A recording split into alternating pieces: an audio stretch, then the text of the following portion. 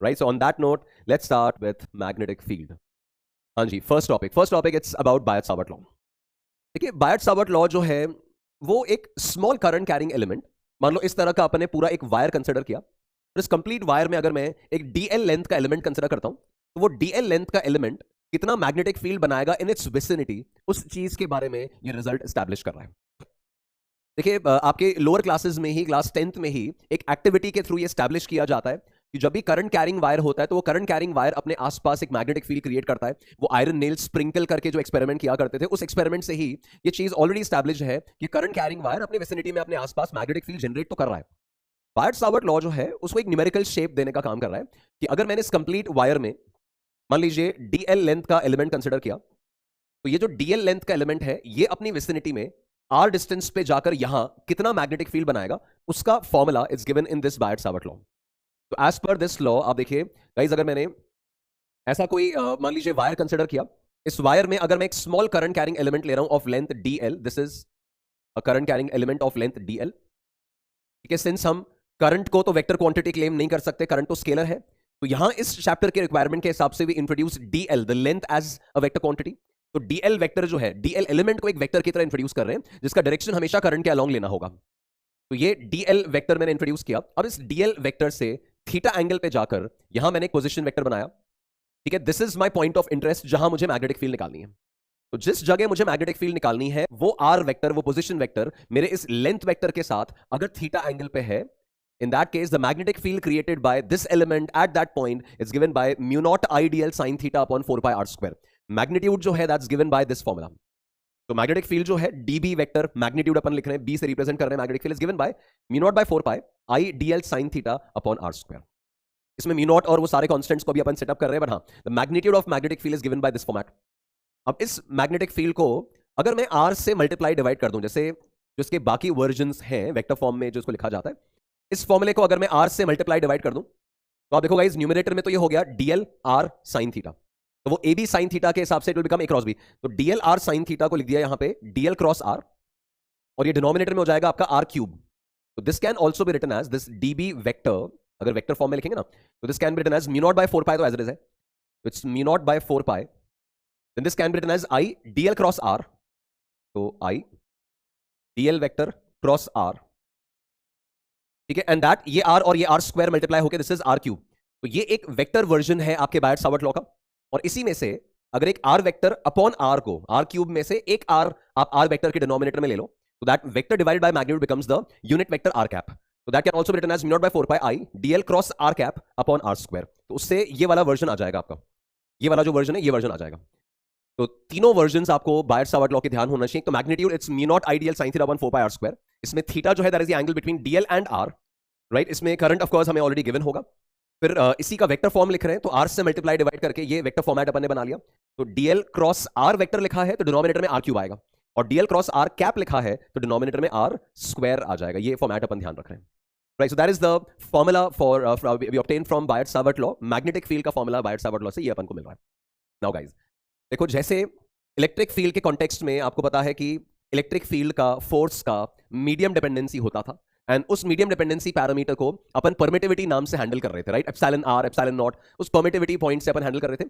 इस चीज में, इस केस में, मैग्नेटिक फील्ड के केस में जो मीडियम डिपेंडेंट पैरामीटर है वो यहां पर ये म्यू आ रहा है, which is called the permeability of free space. Recall करें तो म्यू नॉट जो है that's the permeability of free space, ये मीडियम डिपेंडेंट पैरामीटर है. तो इसमें mu naught by 4 pi जो है कांस्टेंट, उसका value it's 10 to the power -7. ये याद रखेंगे, mu naught by 4 pi it's 10 power -7.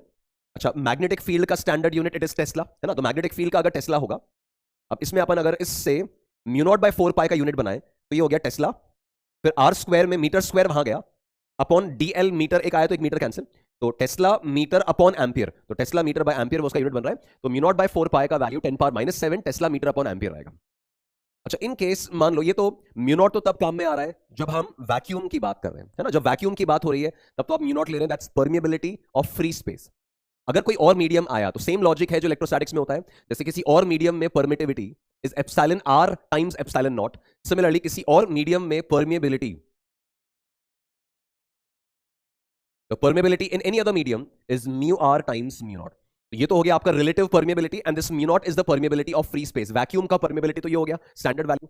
और किसी और मीडियम का परमेबिलिटी निकालना है तो ये रिलेटिव परमेबिलिटी से मल्टीप्लाई करना होगा। दोस्तों रिकॉल करें, mu r and epsilon r दोनों ही यूनिटलेस एंड डिमेंशनलेस नंबर्स हैं। मतलब किसी भी मीडियम का म्यू आर अगर 5 है, फॉर एग्जांपल अगर 5 है, दैट मींस उस मीडियम का परमेबिलिटी वैक्यूम की तुलना में, फ्री स्पेस की तुलना में 5 टाइम्स ज्यादा है ना, तो उस मीडियम का परमेबिलिटी हो जाएगा 5 टाइम्स म्यू नॉट। तो वैक्यूम है तो परमेबिलिटी म्यू नॉट काम आएगा, और कोई और मीडियम है तो परमेबिलिटी में म्यू आर भी मल्टीप्लाई हो जाएगा।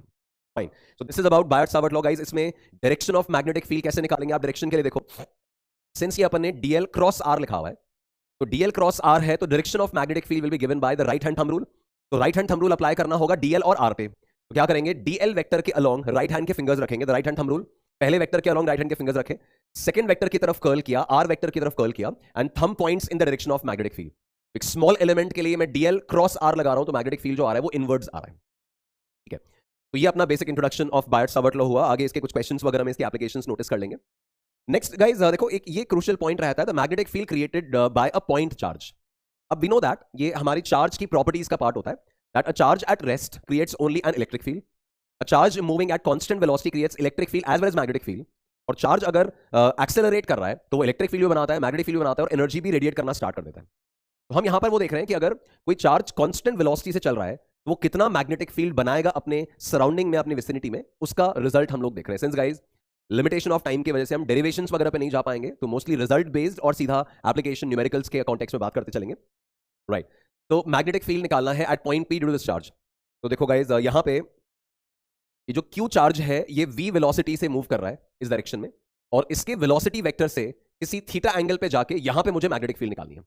तो इस बार यहां पे थीटा जो आएगा वो किसके बीच में, वेलोसिटी और पोजीशन वेक्टर, जहां मैग्नेटिक फील्ड निकालनी है वो पोजीशन वेक्टर और वेलोसिटी, उन दोनों के बीच का एंगल थीटा है। तो ऐसे केस में the magnetic field is given by mu naught by 4 pi, तो वही आ गया, and this is this time qv sin theta by r square.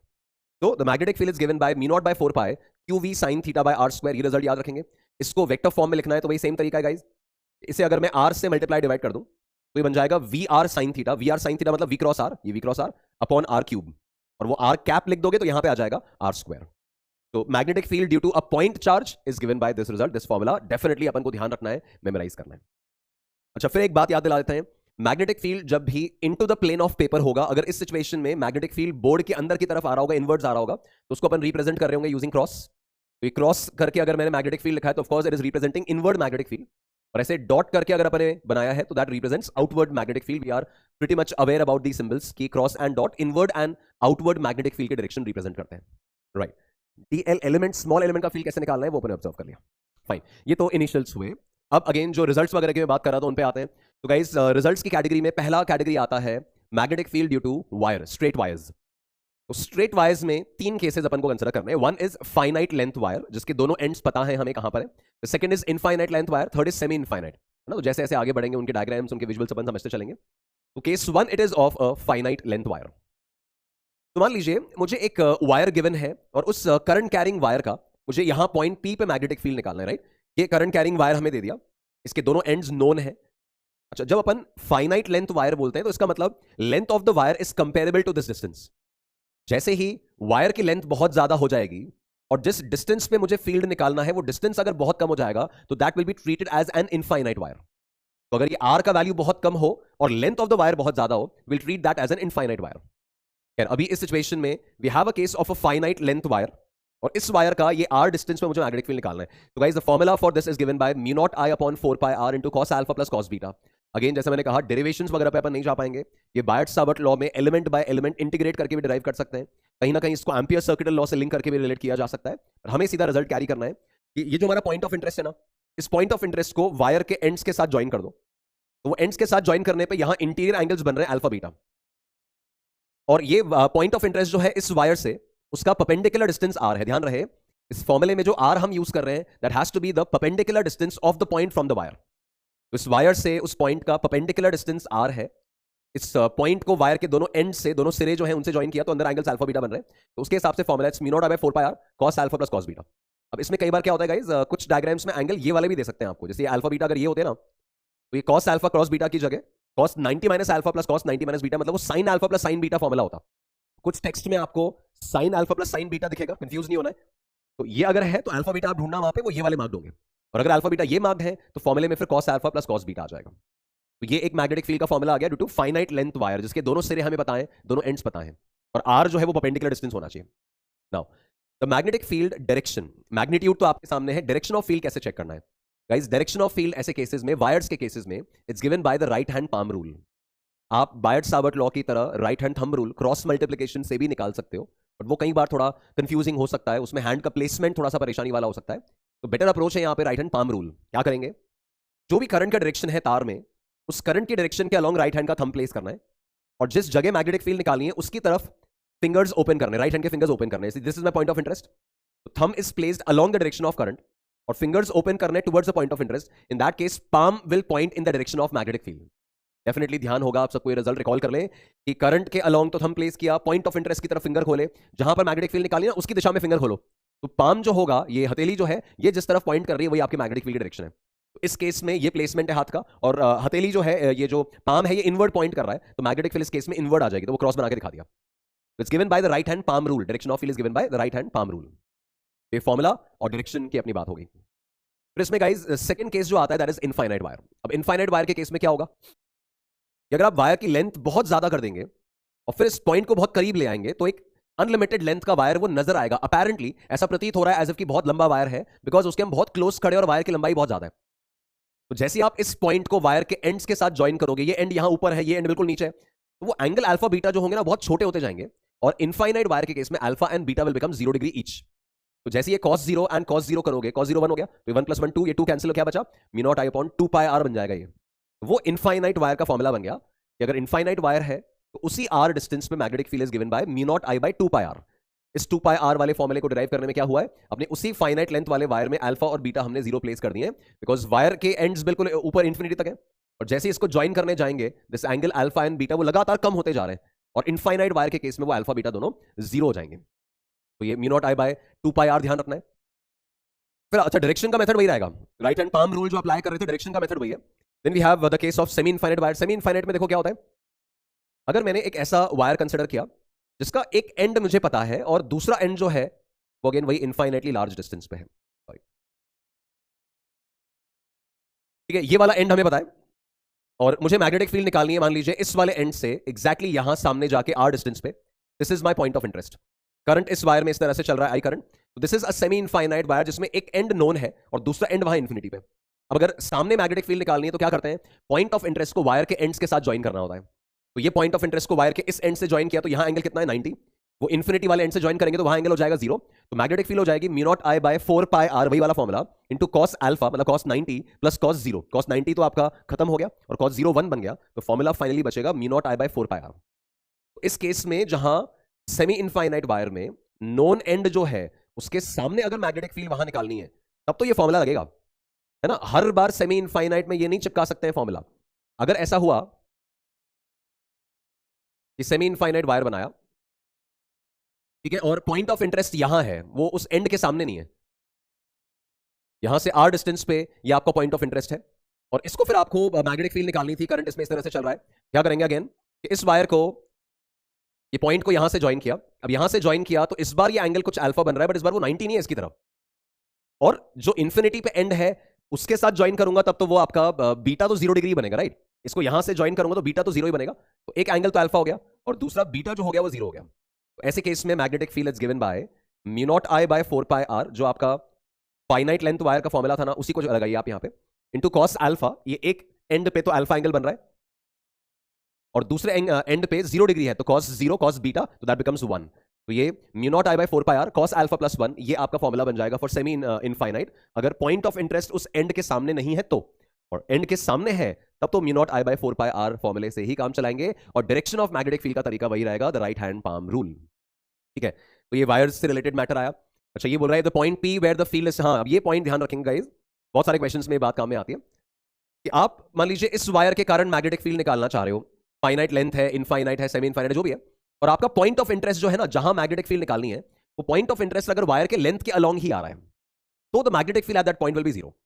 पर वो ठीक भी है ना यार, कि अब डीएल वेक्टर और आर वेक्टर बनाओगे तो डीएल भी तार के अलोंग है, और आर वेक्टर वो पॉइंट को ढूंढता हुआ आर वेक्टर बनाओगे ना, तो उस पॉइंट ऑफ इंटरेस्ट की तरफ आर वेक्टर बनाओगे तो वो भी उसी तरफ है, तो वो डीएल साइन थीटा जो था ना, वो थीटा वैल्यू 0 डिग्री हो गया यहाँ पे, तो magnetic field eight that point will be 0। तो जब भी वायर के अलोंग अगर कोई पॉइंट ऑफ इंटरेस्ट है तो वहां पर मैग्नेटिक फील्ड जो आना है that is going to be 0। और डायरेक्शन में ऑलरेडी बता चुका हूं, it's given by the right hand palm rule, ये भूलना नहीं है। जैसे ये अपन एक इनफाइनाइट वायर कंसिडर किया, तो इस इनफाइनाइट वायर में अगर मैग्नेटिक फील्ड का डायरेक्शन अपन देखेंगे तो the magnetic field lines will be concentric circles around the wire. Definitely याद होगा सबको, ऐसे concentric circles around the wire, इस तरह की मैग्नेटिक फील्ड बनती है। ऊपर से अगर ऑब्जर्व कर रहे हैं तो सब कॉन्सेंट्रिक सर्कल से वायर के चारों तरफ, वायर सेंटर पे आ गया, तो इस तरह की मैग्नेटिक फील्ड लाइंस होती हैं जब आप एक करंट कैरिंग इनफाइनाइट वायर ले रहे हैं। तो दिस इज इसमें can write that magnetic field lines they are in the shape of concentric circles around the wire, right. तो ये पॉइंट अपन ध्यान रखेंगे कि मैग्नेटिक फील्ड लाइंस किस तरह से होती हैं। ग्राफ मैंने आपको बता दिया, क्वेश्चंस आपने कुछ नोटिस कर लिए, राइट। नेक्स्ट अरेंजमेंट जो इसके अंदर हमें ध्यान रखना होता है, that is about this magnetic field due to a current carrying loop.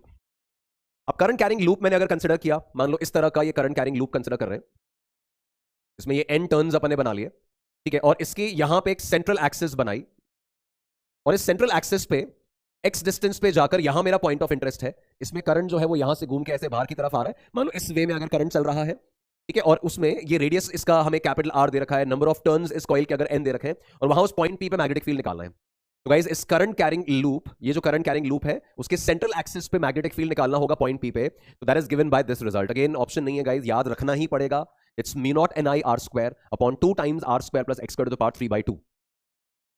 Electric field due to a ring में भी सिमिलर टाइप का फॉर्मूला था, although with some differences, was kqx, एक तो न्यूमरेटर में x आता था, तो kqx upon r square plus x square to the power 3/2 वैसा था। अब यहां एक तो डिनोमिनेटर में 2 है और न्यूमरेटर में x नहीं है, तो mu naught ni r square upon 2 times r square plus x square to the power 3/2, this is the magnetic field created by this loop at that point.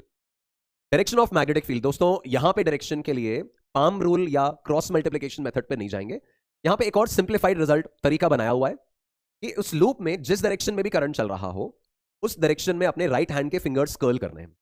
जैसे इसमें अगर करंट ऐसे मूविंग है, इस तरह से चल रहा है, यहां से ऐसे बाहर की तरफ आया फिर वापस अंदर गया, तो करंट की डायरेक्शन में अपने राइट हैंड के फिंगर्स कर्ल करने। तो ये करंट की डायरेक्शन मैंने फिंगर्स कर्ल किए, तो मैग्नेटिक फील्ड थंब की तरफ पॉइंट कर रहा है, मतलब यहां राइट वर्ड्स पॉइंट करेगा, मेरी तरफ पॉइंट करेगा।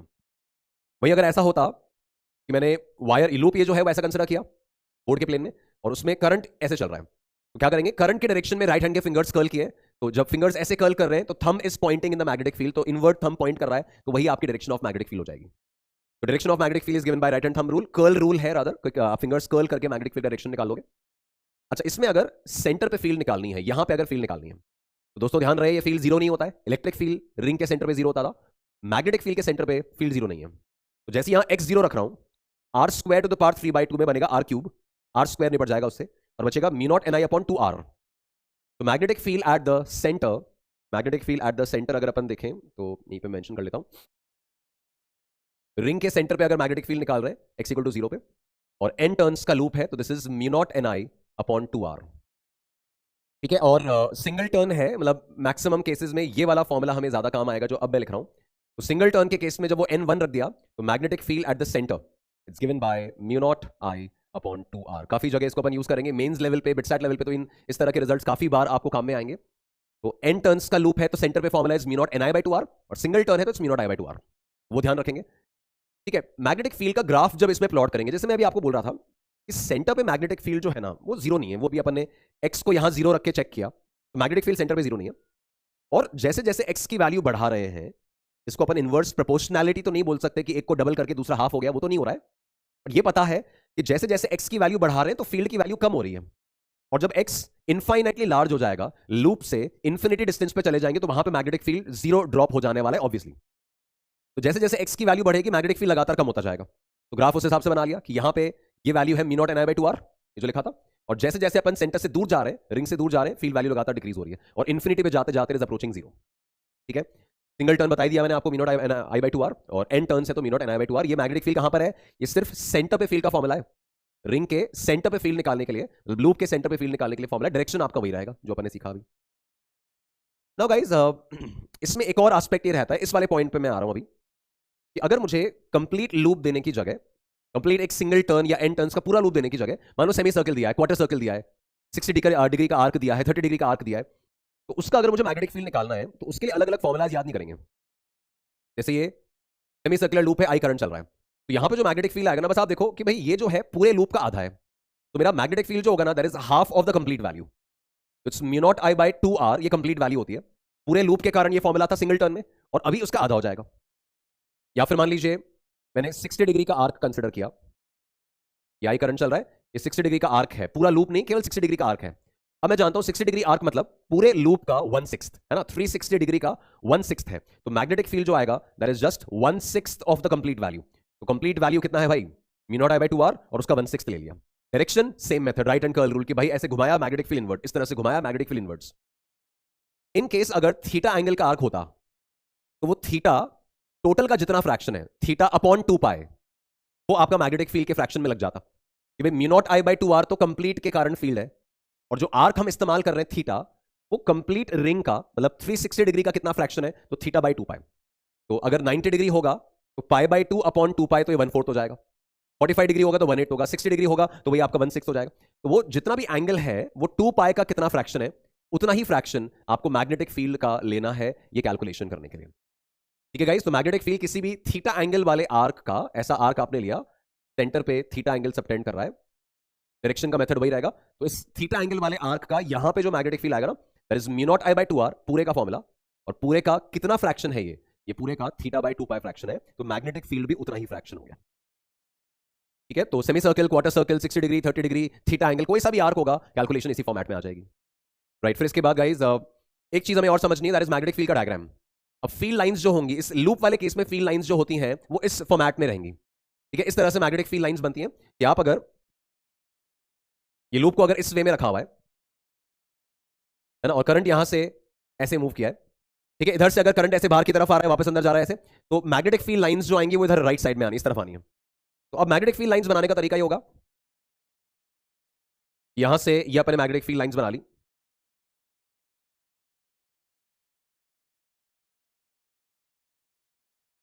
ठीक है, और इसमें अपन ये शो कर रहे हैं कि यहां से फील्ड लाइंस एक तरह से ये एंटर कर रही हैं, और इस जगह से फील्ड लाइंस ये लीव कर रही हैं, है ना, ये ऐसा सिचुएशन बनता है। Guys, magnetic field lines they always form close loops, इस तरह से क्लोज लूप बनाने की टेंडेंसी रहती है। राइट, तो एक करंट कैरिंग लूप की जो मैग्नेटिक फील्ड लाइंस होंगी वो इस प्रकार होंगी, ध्यान रखना है वो। एंड नोटिस करें, it behaves as a magnetic dipole, याद आ रहा है point, this current carrying loop it behaves as a magnetic dipole, मतलब इसके एक चेहरे में, इसके एक फेस में the magnetic field lines are entering, और दूसरे फेस में से लाइंस आर लीविंग।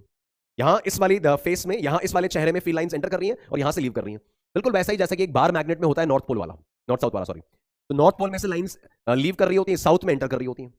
तो जो इसका राइट वॉल है, राइट फेस है, that is behaving as the north pole, यहां से फील्ड लाइंस बाहर निकल रही हैं और यहां से घूम के वापस इधर एंटर कर रही है, this is behaving as the south pole. This current carrying loop, it behaves as a magnetic dipole, a very important point guys. That current carrying loop, it behaves as a magnetic dipole with one face behaving as north, the other is behaving as south. अब इसका magnetic moment जो होता है, जैसे electric dipole का electric dipole moment होता है P vector, charge into distance and all, ऐसी मैग्नेटिक डायपोल का मैग्नेटिक मोमेंट डिफाइन करना होता है, and that magnetic moment is either given by m vector, और कुछ टेक्स्ट में उसको म्यू वेक्टर से भी डिस्क्राइब करते हैं, and that formula is NIA। The magnetic moment of a current carrying loop, जो एक डायपोल की तरह बिहेव करता है, फील्ड लाइंस एक दीवार एक फेस से बाहर निकलती हैं, दूसरे में एंटर कर जाती हैं, वो डायपोल का जो मैग्नेटिक मोमेंट होगा that's given by NIA। N is the number of turns, I is the current, and A is the area vector. वो एरिया वेक्टर का डायरेक्शन कैसे पता चलेगा कि अगर यहां पे ये करंट कैरिंग लूप है और इसमें करंट ऐसे एंटी क्लॉकवाइज चल रहा है, तो हम जानते हैं एरिया वेक्टर हमेशा लूप के सरफेस के नॉर्मल होता है ना, सरफेस के परपेंडिकुलर होता है, तो इसमें वो परपेंडिकुलर कौन सा वाला होगा, तो वो आउटवर्ड वाला होगा, करंट से कंसिस्टेंट होना चाहिए, तो एरिया वेक्टर हम आउटवर्ड वाला लेंगे। तो अगर ये आपका, मान लो ये आपका XY प्लेन है और सिंगल टर्न है, तो आपका मैग्नेटिक मोमेंट जो आना है दैट इज NIA, तो N हो गया 1, करंट हो गया मान लो I, एरिया हो गया πr², ठीक है, और इस XY प्लेन के हिसाब से करंट से कंसिस्टेंट एरिया वेक्टर कौन सा लेना है, आउटवर्ड्स, तो आउटवर्ड मतलब हो गया k कैप, तो आपका m वेक्टर जो होगा इस केस में that is going to be I πr² k cap, ये आपका इस केस का मैग्नेटिक मोमेंट आ गया। So every current carrying loop behaves as a magnetic dipole whose magnetic dipole moment is given by NIA, number of turns, current and area vector. तो ये information याद रहना चाहिए। करंट फील्ड का pattern, field का pattern, field का graph, centre पे field का वैल्यू, आर्क का फील्ड कैसे निकालना है वो कैलकुलेशंस, वो सारे रिजल्ट्स आप ध्यान रखें, बिकॉज मोस्टली अगर मैग्नेटिक फील्ड कैलकुलेशन के सवाल हैं तो वो वायर्स और लूप के कॉम्बिनेशन से मोस्टली अपन को मिलते हैं। तो गाइज ये तो अपना कॉइल, वायर्स, उनके कॉम्बिनेशन, उनसे रिलेटेड जो न्यूमेरिकल्स बन सकते थे उन पॉइंट्स पे अपनी बात हुई। तो एक बार पूरा मन में आप समराइज कर लो, लेक्चर को पॉज करके एक बार पूरा मन में छाप लो, कभी एक पिछले 1-1.5 घंटे में, 1.5 घंटे में अपन ने क्या क्या पढ़ लिया, पूरा एक बार मन में रिव्यू कर लो कि भाई आपके मन में वायर को लेकर क्लैरिटी आ गई कि नहीं आ गई, फील्ड का डायरेक्शन निकालने को लेकर क्लैरिटी आई कि नहीं आई, लूप की मैग्नेटिक फील्ड की values, direction, arc, semi circle, quarter circle, उनके कॉम्बिनेशंस के बारे में क्लैरिटी आई कि नहीं आई, एक बार मन में पूरी भूमिका बना लीजिए कि भाई क्या सीखे। और अल्टीमेटली अगर इंक्लूसिव पॉइंट सही है तो अब लेक्चर अनपॉज करो और आगे बढ़ते हैं। हाँ जी, अब नेक्स्ट आ रहा है ampere's circuital law. Ampere's circuital law का मेन टारगेट होता है to derive the magnetic field due to different structures. हमारे कॉन्टेक्स्ट में तो ये फायदा होता है। जैसे गॉस थ्योरम था कि आपने पहले एक पॉइंट चार्ज की इलेक्ट्रिक फील्ड वगैरह सब पढ़ लिया, अब गॉस थ्योरम के हेल्प से solid sphere, hollow sphere, infinite sheet, अलग अलग सिचुएशंस डिराइव करते थे। एम्पियर्स सर्किटल लॉ से भी सेम सिचुएशन बनती है। एम्पियर्स सर्किटल लॉ के through we can derive the magnetic field due to given current distribution, to calculate the magnetic field due to the given current distribution. जैसे Gauss theorem में एक Gaussian surface होता था, वो Gaussian surface एक 3 dimensional imaginary surface होता था जिसके अंदर चार्ज भरा जाता था, एनक्लोज किया जाता था। जबकि ये जो अपन कंसिडर कर रहे हैं, this is not a close surface, this is not a closed volume, this is just an Amperian loop. दोस्तों ध्यान रहे, ये आपका कोई क्लोज सरफेस नहीं है, this is an imaginary, this is an imaginary amperian loop.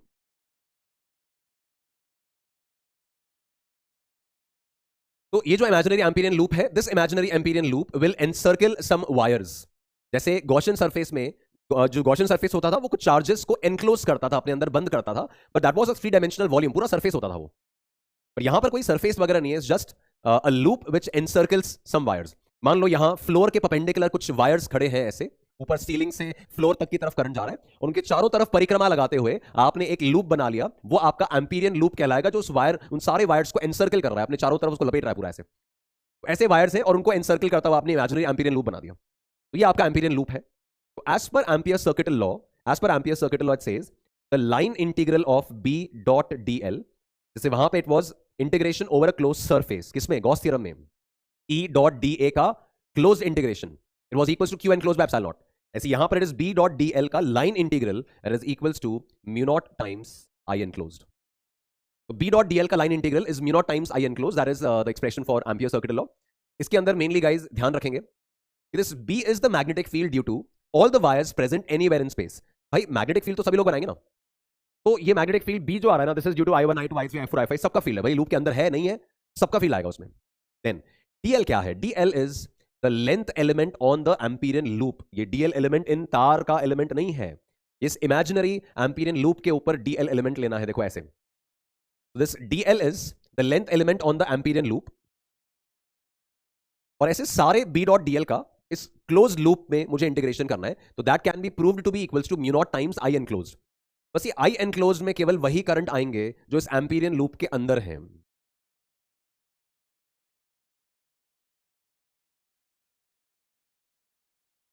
ठीक है, जो भी उस एम्पीरियन लूप के अंदर है वही केवल आई एनक्लोज के अंदर आएंगे। अब देखो यार, आई एनक्लोज कितना लिखेंगे इस डायग्राम के हिसाब से, आई एनक्लोज कितना लिखेंगे, तो चार्ज एनक्लोज में, गॉस थ्योरम में चार्ज एनक्लोज में तो क्या होता था कि यार चार्ज का तो नेचर होता है, प्लस माइनस लगा हुआ होता है उसमें ऑलरेडी, एक +2 कूलम, एक -3 कूलम, एक +6 कूलम, एक -9 कूलम है। तो नेट चार्ज निकालने के लिए तो भाई साइन के साथ ही ऐड कर लेते थे, करंट में तो साइन लगा हुआ नहीं है, तो हमें एक तरीका चाहिए तो ये इनवर्ड और आउटवर्ड करंट में फर्क बना सके। कि आई एनक्लोज क्या लिखूं, तो I1 + I2 + I3 लिख दूं क्या, नहीं लिख सकते ना, क्यों, बिकॉज इनवर्ड और आउटवर्ड करंट में कुछ तो भेद होगा, कुछ तो फर्क होगा। तो वो फर्क कैसे मेंटेन होता है, वो फर्क मेंटेन होता है दोस्तों इस एरो से। तो ये जो एरो लगा हुआ है ना, ये आपका मनपसंद एरो है। अरे ये कोई करंट नहीं चल रहा है, ये जो है ये कोई करंट नहीं चल रहा है, जब ये इमेजिनरी लूप है, जब कोई तार ही नहीं है, ये वाला लूप कोई तार ही नहीं है, तो इसमें करंट कैसे हो सकता है, तो करंट का एरो नहीं है, ये आपका मनपसंद चूज किया हुआ एक एरो है। आपने अपनी पसंद से ऐसा एक एरो बना दिया, या मान लो क्वेश्चन ने अपनी पसंद से एक एरो दे दिया। इस एरो से ये पता चलता है कि आप जब इस पे सर्कुलेशन घुमाओगे, फिंगर्स कर्ल करोगे, तो उसके हिसाब से इनवर्ड करंट, ये थंब कहां पॉइंट कर रहा है, इनवर्ड पॉइंट कर रहा है। ऐसे जब कर्ल कर रहे हैं तो थंब इनवर्ड पॉइंट कर रहा है, इसका मतलब inward current has to be taken as positive. तो जो सर्कुलेशन आपके एम्पियर्स लूप पे आ रहा है ना, ऐसे सर्कुलेशन सर्कुलेशन इनवर्ड्स आ रहा है, तो इनवर्ड करंट पॉजिटिव लेंगे। तो इस केस में इनवर्ड करंट कौन सा है, तो I1 और I2 है, और I3 जो आउटवर्ड है वो नेगेटिव लेना होगा। ये उस सर्कुलेशन का ये मतलब होता है। तो यहां पर इस डायग्राम में आपका आई एनक्लोज जो आएगा वो कितना हो जाएगा, तो इनवर्ड करंट पॉजिटिव लेंगे तो I1 + I2, और आउटवर्ड करंट नेगेटिव लेंगे तो -I3। तो that is the interpretation when we say कि आई एनक्लोज उस लूप के अंदर वाला एनक्लोज करंट है, और वो सर्कुलेशन के हिसाब से उसका कन्वेंशन चूज करना है, उसका प्लस माइनस चूज करना है। I hope you got the point, right. So B dot DL का line integral is mu naught times I enclose is Ampere's circuital law, याद रखेंगे गाइस। अब इस एम्पियर्स सर्किटल लॉ को यूज करके अलग अलग स्ट्रक्चर्स की मैग्नेटिक फील्ड डिराइव की जाती है। डेरिवेशन पे तो जान ही पाएंगे ऑब्वियसली, तो सीधा रिजल्ट्स पे बात करेंगे। इंपॉर्टेंट रिजल्ट्स हैं, सीधे सीधे सवाल बनते हैं कई बार। तो पहला केस आ रहा है, magnetic field created by a long current carrying wire. एक थिक वायर कंसिडर कर रहे हैं लाइक अ सिलेंडर, तो उसमें केस 1 चूज कर रहे हैं एज अ सॉलिड सिलेंडर। तो अगर मैंने ऐसे एक सॉलिड सिलेंडर कंसिडर किया, ऐसा एक सॉलिड सिलेंडर कंसिडर किया, उस सॉलिड सिलेंडर का एक सेंट्रल एक्सिस बनाया, ये उसका सेंट्रल एक्सिस बना दिया, और सेंट्रल एक्सिस से आर डिस्टेंस में मुझे मैग्नेटिक फील्ड निकालनी है। इसका अगर मैं टॉप व्यू देखूं, इसका अगर मैं ऊपर से क्रॉस सेक्शन बनाऊं, तो ऐसा सर्कुलर क्रॉस सेक्शन बनेगा, और ये उसकी सेंट्रल एक्सिस यहां पे, और इससे आर डिस्टेंस, कोई अंदर पॉइंट है और कोई एक पॉइंट बाहर है, वही मैग्नेटिक फील्ड लिखनी है। तो guys, magnetic field due to a solid cylinder जिसमें करंट पूरे क्रॉस सेक्शन में फ्लो हो रहा है, पूरे क्रॉस सेक्शन में करंट है, हॉलो वगैरह नहीं है, सॉलिड सिलेंडर लिया है, तो ऐसे केस में मैग्नेटिक फील्ड जो आएगी अंदर और बाहर, तो गाइस अंदर वाले पॉइंट्स पे जो मैग्नेटिक फील्ड आती है, R less than capital R पे जो फील्ड आती है, that is given by, that can be derived as mu not J R by 2। ये जे क्या है? This J is the current density, current electricity का याद करें, रिकॉल करें, this J is the current density. तो इस कहानी में जे कितना हो जाएगा? That J is I upon pi R square, याद आ गया? It's I upon pi R square. Current per unit area the current density, तो ये पूरे ए एरिया के अंदर अंदर, पूरे ए एरिया के अंदर अंदर पाई आर स्क्वायर के अंदर अंदर आई करंट फ्लो कर रहा है, तो करंट डेंसिटी कितना होगा? तो I upon pi R square काम में आ जाएगा। तो मैग्नेटिक फील्ड जो है that is mu not J R by 2, ये mu not J R by 2, और ध्यान रखें this magnetic field comes out to be directly proportional to small R. ठीक है, तो सॉलिड सिलेंडर के अंदर अंदर मैग्नेटिक फील्ड स्मॉल आर की डायरेक्ट प्रोपोर्शनलिटी में। अच्छा ना, इसका वेक्टर फॉर्म भी ध्यान रखना, जैसे मैग्नेटिक फील्ड का वेक्टर फॉर्म जो होता है ना, इसमें कई बार वेक्टर फॉर्म डायरेक्टली काम आ जाता है। ये वेक्टर फॉर्म होता है mu not J cross R by 2। R तो पोजीशन वेक्टर हो गया, जहां फील्ड निकालनी है उस इलाके का, उस जगह का। मान लो यहां फील्ड निकालनी है ना इस पॉइंट पे, तो ये उस जगह का पोजीशन वेक्टर आर बना लिया। तो mu not J cross R by 2 is the magnetic field in vector form, otherwise magnitude तो वो है mu not J R by 2। तो सॉलिड सिलेंडर के अंदर magnetic field mu not J R by 2 है, और बाहर तो यार वो वायर वाली फॉर्मूला है, इनफाइनाइट वायर। जैसे एक सॉलिड स्फीयर के बाहर वाले पॉइंट्स पे वो एक पॉइंट चार्ज वाला फॉर्मूला भेजता है, पॉइंट चार्ज वाली फील्ड बनाता है, K Q by R square. Hollow sphere बाहर से देखो पॉइंट चार्ज का फॉर्मूला, सॉलिड स्फीयर बाहर से देखो पॉइंट चार्ज का फॉर्मूला। उसी तरह से सिलिंड्रिकल स्ट्रक्चर को बाहर से ऑब्जर्व करेंगे तो सिमेट्री कौन से मिलेगी? वायर की मिलेगी। सिमेट्री कौन से मिलेगी? वायर की मिलेगी। तो बाहर वाले पॉइंट्स के लिए मैग्नेटिक फील्ड वायर वाला ही आ जाएगा, इनफाइनाइट वायर। कितना? Mu not I upon 2 pi are. तो एक्सटीरियर पॉइंट्स पे it is mu not I by 2 pi R, this is same as infinite wire. ठीक है, तो सॉलिड सिलेंडर के अंदर magnetic field is mu not J R by 2, small R की direct proportionality, और बाहर वाले पॉइंट्स पे नॉर्मल वायर का formula it's mu not I by 2 pi are. भाई एक सॉलिड सिलेंडर बना दो, उसके बाहर खड़े हो जाओ, दूर से ऑब्जर्व कर रहे हैं तो पूरा सिलेंडर जो है वायर जैसी सिमेट्री दिखा रहा है, तो वायर वाली फॉर्मूला है। ग्राफ बना ले बी और आर का, तो अभी अंदर देखे थे यहां मैग्नेटिक फील्ड स्मॉल आर की डायरेक्ट प्रोपोर्शनलिटी में थी, तो डायरेक्ट प्रोपोर्शनलिटी मतलब ये स्ट्रेट लाइन ग्राफ, और बाहर वाले पॉइंट्स के लिए बी और आर इनवर्स प्रोपोर्शनलिटी में है, तो हाइपरबोलिक बना दिया। वो इनवर्स प्रोपोर्शनलिटी के कारण रेक्टेंगुलर हाइपरबोला शेप बना दिया। तो सॉलिड स्फीयर के अंदर डायरेक्ट प्रोपोर्शनलिटी और बाहर इनवर्स प्रोपोर्शनलिटी विद आर के हिसाब से ये आपका मैग्नेटिक फील्ड वर्सेस आर का ग्राफ बन जाएगा। जैसे इलेक्ट्रिक फील्ड के सॉलिड स्फीयर का ग्राफ, हॉलो स्फीयर का ग्राफ होता था ना, उसी फॉर्मेट में इन चीजों को ध्यान रखना है, याद रखना है, भूलना नहीं है। Next, hollow cylinder. अब दोस्तों सीधी सी बात है भाई, हॉलो सिलेंडर के अंदर तो करंट है नहीं, हॉलो है, अंदर मटेरियल ही नहीं है, कंडक्टर ही नहीं है, इलेक्ट्रॉन ही नहीं है, तो करंट कहां से होगा? तो हॉलो सिलेंडर के अंदर the value of current is zero. अब करंट ही नहीं है तो फील्ड भी नहीं है, तो अंदर फील्ड जीरो है।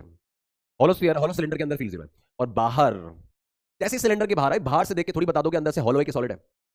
तो बाहर वाले पॉइंट्स के लिए the hollow cylinder and solid cylinder सब एक समान है, तो वायर वाला formula mu not I by 2 pi R again.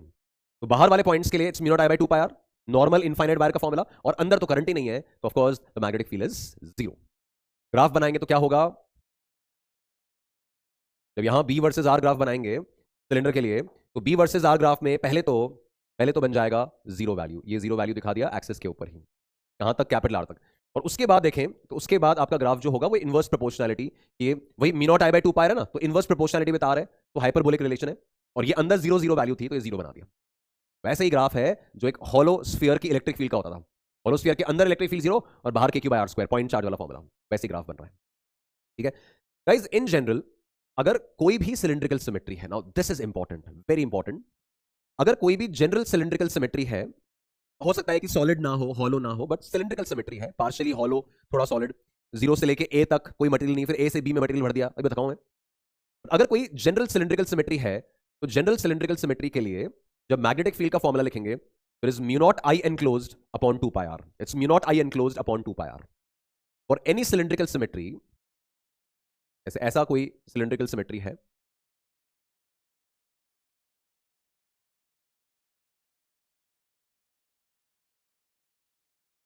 ना, जिसमें मटेरियल जो है वो इसके बीच में ही है, यहीं पे फिल किया है केवल, और अंदर हॉलो है, और ये आपने एक्सेस बना रखी है। इसका अपन टॉप व्यू अगर देखें, इसका क्रॉस सेक्शन अगर नोटिस करें तो ऐसा दिखेगा।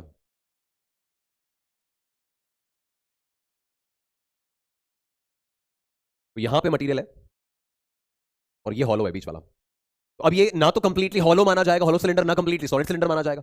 तो ऐसे केस में जब मैग्नेटिक फील्ड निकालनी है ना, तो आपके वो mu not J R by two और वो डायरेक्टली अप्लाई नहीं होंगे। तो ऐसे केस में we can go for mu not I enclosed upon 2 pi R. ये जनरल सिलिंड्रिकल सिमेट्री के लिए है और डेफिनेटली बहुत इंपॉर्टेंट है guys. This mu not I enclosed upon 2 pi R, ये ध्यान रखना है अपन को। इसमें आर क्या है? इसमें आर है बेसिकली कि जो आपकी सेंट्रल एक्सिस है ना, ये इस सेंट्रल एक्सिस पे कितनी दूरी पे आप फील्ड निकालना चाह रहे हो, वो है स्मॉल आर। और आई एनक्लोज क्या है? उस आई एनक्लोज का मतलब है कि जिस जगह आप फील्ड निकालना चाह रहे हो उसके अंदर अंदर कितना करंट भरा हुआ है। तो मैं फील्ड निकालना चाह रहा हूं ये स्मॉल आर पे, इस स्मॉल आर के अंदर अंदर, इस स्मॉल आर के अंदर अंदर कितना करंट है, राइट? इस वाले पोर्शन में टोटल कितना करंट एनक्लोज्ड है, वो मुझे फाइंड आउट करना है और आई एनक्लोज में चिपकाना है। करंट जो है वो इस पूरे क्रॉस सेक्शन में डिस्ट्रीब्यूटेड था, इस हॉलो पोर्शन के अलावा। और मुझे जब स्मॉल आर पे फील्ड निकालनी है तो स्मॉल आर क्या है? उस एक्सिस से पॉइंट ऑफ इंटरेस्ट का डिस्टेंस, जहां फील्ड निकालनी है। और आई एनक्लोज में आएगा that I enclose within that small R region. ये जो आपको ऑरेंज शेडेड दिख रहा है, वो स्मॉल आर, इस ऑरेंज शेडेड के अंदर अंदर कितना करंट एनक्लोज है वो यहां जाएगा। तो जिस जगह पे भी फील्ड निकालनी हो उसके अंदर अंदर सिलेंडर में कितना करंट एनक्लोज है वो आई एनक्लोज की जगह लिखोगे, और general formula mu not I enclose upon 2 pi R लगा के आप मैग्नेटिक फील्ड निकाल सकते हैं फॉर एनी सिलिंड्रिकल सिमेट्री। ये मैं अभी अप्लाई करके बताऊंगा एक न्यूमेरिकल में, तो और बेटर क्लियरली समझ में आ जाएगा। ठीक है, नेक्स्ट क्वेश्चन देखते हैं। ओह, सोलेनॉइड आ रहा है। नाउ गाइस, सोलेनॉइड की मैग्नेटिक फील्ड देखें तो अगेन जैसे मैंने पहले भी कहा था, रिजल्ट्स के तौर पे चलेंगे, फॉर्मुलाज वगैरह तो डिराइव नहीं कर सकते, तो सीधा सोलेनॉइड के रिजल्ट्स पे आ रहे हैं। तो the magnetic field of an ideal solenoid, we know that solenoid मतलब इस तरह का पूरा एक कॉइल है जिसमें लगातार ऐसे टर्न्स टर्न्स टर्न्स आते जाएंगे, और इसमें फिर अपन करंट फ्लो कराते हैं। ये यहां से ये वाला जो पूरा गैप है, this is called the length of the solenoid L. ये इस सोलेनॉइड का पूरा क्रॉस सेक्शन कहलाता है, सर्कुलर क्रॉस सेक्शन जिसका डायमीटर 2r हो गया। एंड व्हेन वी से लॉन्ग सोलेनॉइड, लॉन्ग सोलेनॉइड का मतलब ये होगा कि उसका जो लेंथ है, सोलेनॉइड का जो लेंथ है, that is very large in comparison to the radius of the solenoid. The length is very large in comparison to the radius of solenoid. तो एक लॉन्ग सोलेनॉइड ले रहे हैं, आइडियल सिचुएशन है वो। रियल सोलेनॉइड होगा ना तो एल और आर कंपेरेबल होंगे। हम अभी पहले लॉन्ग सोलेनॉइड पढ़ रहे हैं, आइडियल सिचुएशन पढ़ रहे हैं, that L is very very large in comparison to R. अच्छा, एक इस सोलेनॉइड की कहानी में अपना एक कॉमन टर्म होता था, number of turns per unit length. अगर इस पूरे एल लेंथ में capital N number of turns हैं, टोटल नंबर ऑफ टर्न्स अगर कैपिटल एन है, तो number of turns per unit length, भाई एल लेंथ में एन टर्न्स हैं तो यूनिट में कितने होंगे? तो एन बाय एल। तो number of turns per unit length is small N, represented as N by L. तो the magnetic field created by this solenoid, इसमें अगर मैं ऐसे यहां से आई करंट चलाऊं, है ना, और इस तरह से अगर करंट चलेगा, वैसे बहुत सारे कॉइल्स की तरह ही तो है, तो मैग्नेटिक फील्ड जो आएगा वो ऐसे लेफ्टवर्ड आ जाएगा। इस तरह से कर्ल करेंगे ना तो लेफ्टवर्ड आ जाएगा। तो वो बहुत सारे कॉइल्स की मैग्नेटिक फील्ड मिला जुलाकर टोटल मैग्नेटिक फील्ड आपके सोलेनॉइड का बनता है, जिसका formula it's given by mu not N I. याद ही करना है, आइडियल सोलेनॉइड है तो सोलेनॉइड के अंदर अंदर magnetic field is mu not N I. Small N is this number of turns per unit length, unit लंबाई में कितने टर्न्स आ रहे हैं, आई उसका करंट हो गया। Magnetic field inside the solenoid, इस सोलेनॉइड के इस इलाके में अंदर, the magnetic field is mu not N I. और ये मैग्नेटिक फील्ड का नेचर पता क्या है? It is uniform. Ideal solenoid में अंदर के इलाके में यूनिफॉर्म फील्ड बनती है, कांस्टेंट फील्ड बनती है, डायरेक्शन भी कांस्टेंट, मैग्नीट्यूड भी constant, mu naught N I. याद रखेंगे, सोलेनॉइड के अंदर field mu not N I, outside इस वाले इलाके में नेग्लिजिबल फील्ड है, जीरो फील्ड है, और एंड्स पे, यहां पे इस जगह पे एंड्स पे जो मैग्नेटिक फील्ड आती है ना, उस सोलेनॉइड के एंड पे आप देख रहे हो यूनिफॉर्म नहीं है, यहां पे कम हो गई है फील्ड, यहां पे कम हो गई है फील्ड। तो इट कैन बी प्रूव्ड, हम डायरेक्टली रिजल्ट लिख रहे हैं, that magnetic field at the ends of the solenoid is half of the interior value, mu not N I by 2 बन जाएगी, mu not N I by 2। अंदर mu not N I uniform, और edges पे, ends पे mu not N by 2, आधी value रह गई है बाहर, ये एंड्स पे, यहां पे। ये आपका आइडियल सोलेनॉइड का सिचुएशन हुआ। तो इसमें अगर मान लो वो आइडियल सोलेनॉइड नहीं है, अगर लेंथ रेडियस के कंपेरेबल है, तो उसमें अगर मैग्नेटिक फील्ड निकालनी हो तो अगेन एक रिजल्ट के तौर पे ध्यान रखोगे, अगर ऐसा कुछ फोटो अपन को दिया और इसमें मुझे मैग्नेटिक फील्ड निकालनी है एट दिस पॉइंट, ये सोलेनॉइड का एक्सिस, यहां पे मुझे मैग्नेटिक फील्ड निकालनी है, और यहां एल और आर कंपेरेबल है। लॉन्ग सोलेनॉइड वाला कहानी नहीं है, वो आप डेटा देखकर लैंग्वेज पढ़ के समझ जाओगे कि आइडियल है या नहीं है। जैसे क्वेश्चन ने लिखा लॉन्ग सोलेनॉइड मतलब असम्पशंस वैलिड है, फॉर्मूलाज वैलिड है, जैसे ही उसने बोला एल और आर कंपेरेबल है, रियल सोलेनॉइड है, तो अजम्पशंस मत लगाना, फिर अब ये फॉर्मूला लगाना। अब यहां क्या करते हैं, इस पॉइंट को इस सोलेनॉइड के एंड से ज्वाइन करते हैं। जैसे मान लो यहां क्रॉस सेक्शन है, इसको यहां ज्वाइन किया, ऐसे इसको यहां पे इधर एंड से ज्वाइन किया, ठीक है। अगर इस सोलेनॉइड का पूरा क्रॉस सेक्शन बनाऊं तो मान लो इस सोलेनॉइड का क्रॉस सेक्शन ऐसा है पूरा, यहां सामने से देख रहे हो तो पूरा रेक्टेंगुलर क्रॉस सेक्शन है, ठीक है। और यहां पे फील्ड निकालनी थी, ये आपका सोलेनॉइड का एक्सिस है, यहां फील्ड निकालनी थी, तो आपने इसको ऐसे एंड से ज्वाइन किया यहां से, और इधर एंगल्स बन गए मान लो अल्फा एंड बीटा। तो मैग्नेटिक फील्ड जो यहां पे आएगा, this magnetic field is given by mu not N I by 2 cos alpha plus cos beta. ये याद रखना है again, it's mu not N I by 2 cos alpha plus cos beta. आप देखो गाइस, अगर ये लॉन्ग सोलेनॉइड होगा, जितना लंबा सोलेनॉइड होगा अल्फा बीटा उतने कम होते जाएंगे, आइडियली जीरो हो जाएंगे। अल्फा बीटा जीरो हो जाएंगे। जैसे अल्फा बीटा जीरो करोगे, cos 0 प्लस cos 0 2 हो गया, 2 और 2 कैंसिल हुआ, म्यू नॉट एन आई, सोलेनॉइड का अंदर का फॉर्मूला बन गया। इसको एंड्स पे ले आओ, एंड्स पे लाओगे तो अल्फा 90 हो जाएगा, बीटा जीरो हो जाएगा, तो cos 90 0 cos बीटा 1 क्या बचा, म्यू नॉट एन बाय 2। आसानी से वो लॉन्ग सोलेनॉइड वाले रिजल्ट्स इससे डिराइव हो सकते हैं आपके। तो अगर वो लॉन्ग सोलेनॉइड नहीं है, एल और आर कंपेरेबल है, और यहां कहीं फील्ड निकालनी है, तो आपकी ज्योमेट्री बस आप डिसाइड करो कि यहां से उधर ज्वाइन किया, यहां से उधर ज्वाइन किया, अल्फा बीटा निकालो, वो डेटा प्रोवाइड करेगा आपको अल्फा बीटा निकालने का। तो वहां से आपका फील्ड आ जाएगा mu not N I by 2 cos alpha plus cos beta, याद रखना पड़ेगा। देन एक और चीज है गाइस, इसको मैं अभी एक्सप्लेन पूरा नहीं करूंगा, ये अगेन रिजल्ट के तौर पे याद रखें, थोड़ा टाइम के लिमिटेशन के कारण इसको रिजल्ट के फॉर्म में ले जाएंगे। अगर वायर का, जैसे ये रॉड लिया है, इस रॉड पे सोलेनॉइड बनाने के लिए वायर रैप कर रहे हो, ऐसे वायर रैप कर रहे हो, तो ये जो वायर है ना जिसको रैप कर रहे हो ऐसे टर्न्स बनाने के लिए, उस वायर का डायमीटर अगर डी है, तो number of turns per unit length तो जाते हैं 1 बाई डी। अगर इसका डायमीटर, इसका थिकनेस डी है, मतलब इसको जब लपेटा तो इसके डी थिकनेस के अंदर अंदर इसका एक टर्न पूरा हो गया। जब इस रॉड पर इस वायर को लपेटा सोलेनॉइड बनाने के लिए, तो डी थिकनेस के अंदर अंदर एक टर्न पूरा हो गया। तो डी थिकनेस में अगर एक टर्न पूरा हो रहा है, तो यूनिट थिकनेस में कितने टर्न होंगे, तो 1 बाई डी हो जाएगा, बस वही अंडरस्टैंडिंग है उसकी। तो अगर वायर जिसको रैप किया है सोलेनॉइड बनाने के लिए, उसका डायमीटर दे दे, मोटाई दे दे उसकी, तो number of turns per unit length is given bye 1 by D, ठीक है। एक और चीज जो सोलेनॉइड के बारे में ध्यान रखनी है, कि अगर अपन एक सोलेनॉइड कंसिडर करें, तो उसका जो फील्ड पैटर्न होता है ना, ये फील्ड पैटर्न जो है, this solenoid behaves as a bar magnet.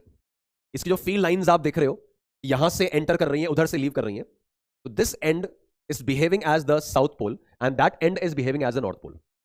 तो solenoid behaves as a bar magnet with one end behaving as that north and south.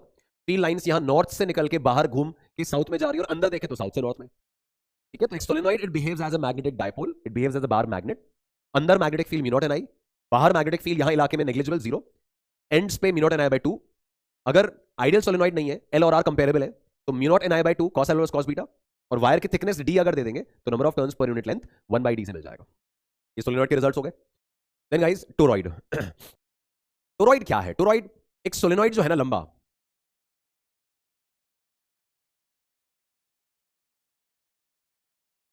इस लंबे सोलेनॉइड के दोनों एंड्स घुमा के ऐसे ज्वाइन कर दो ना, पूरी ट्यूब बना दो, तो दैट बिकम्स अ टोरॉइड। वो पूरा टोरॉइड ही बनेगा अगर उस पूरे एंड्स को घुमाकर अपन ज्वाइन कर दे। तो ये जो फोटो आपको दिख रहा है ना, ये एक्चुअली ऐसा है, ये वो ट्यूब जिसकी मैं बात कर रहा था, है ना, और वायर जो है वो इस पर ऐसे रैप किया हुआ है।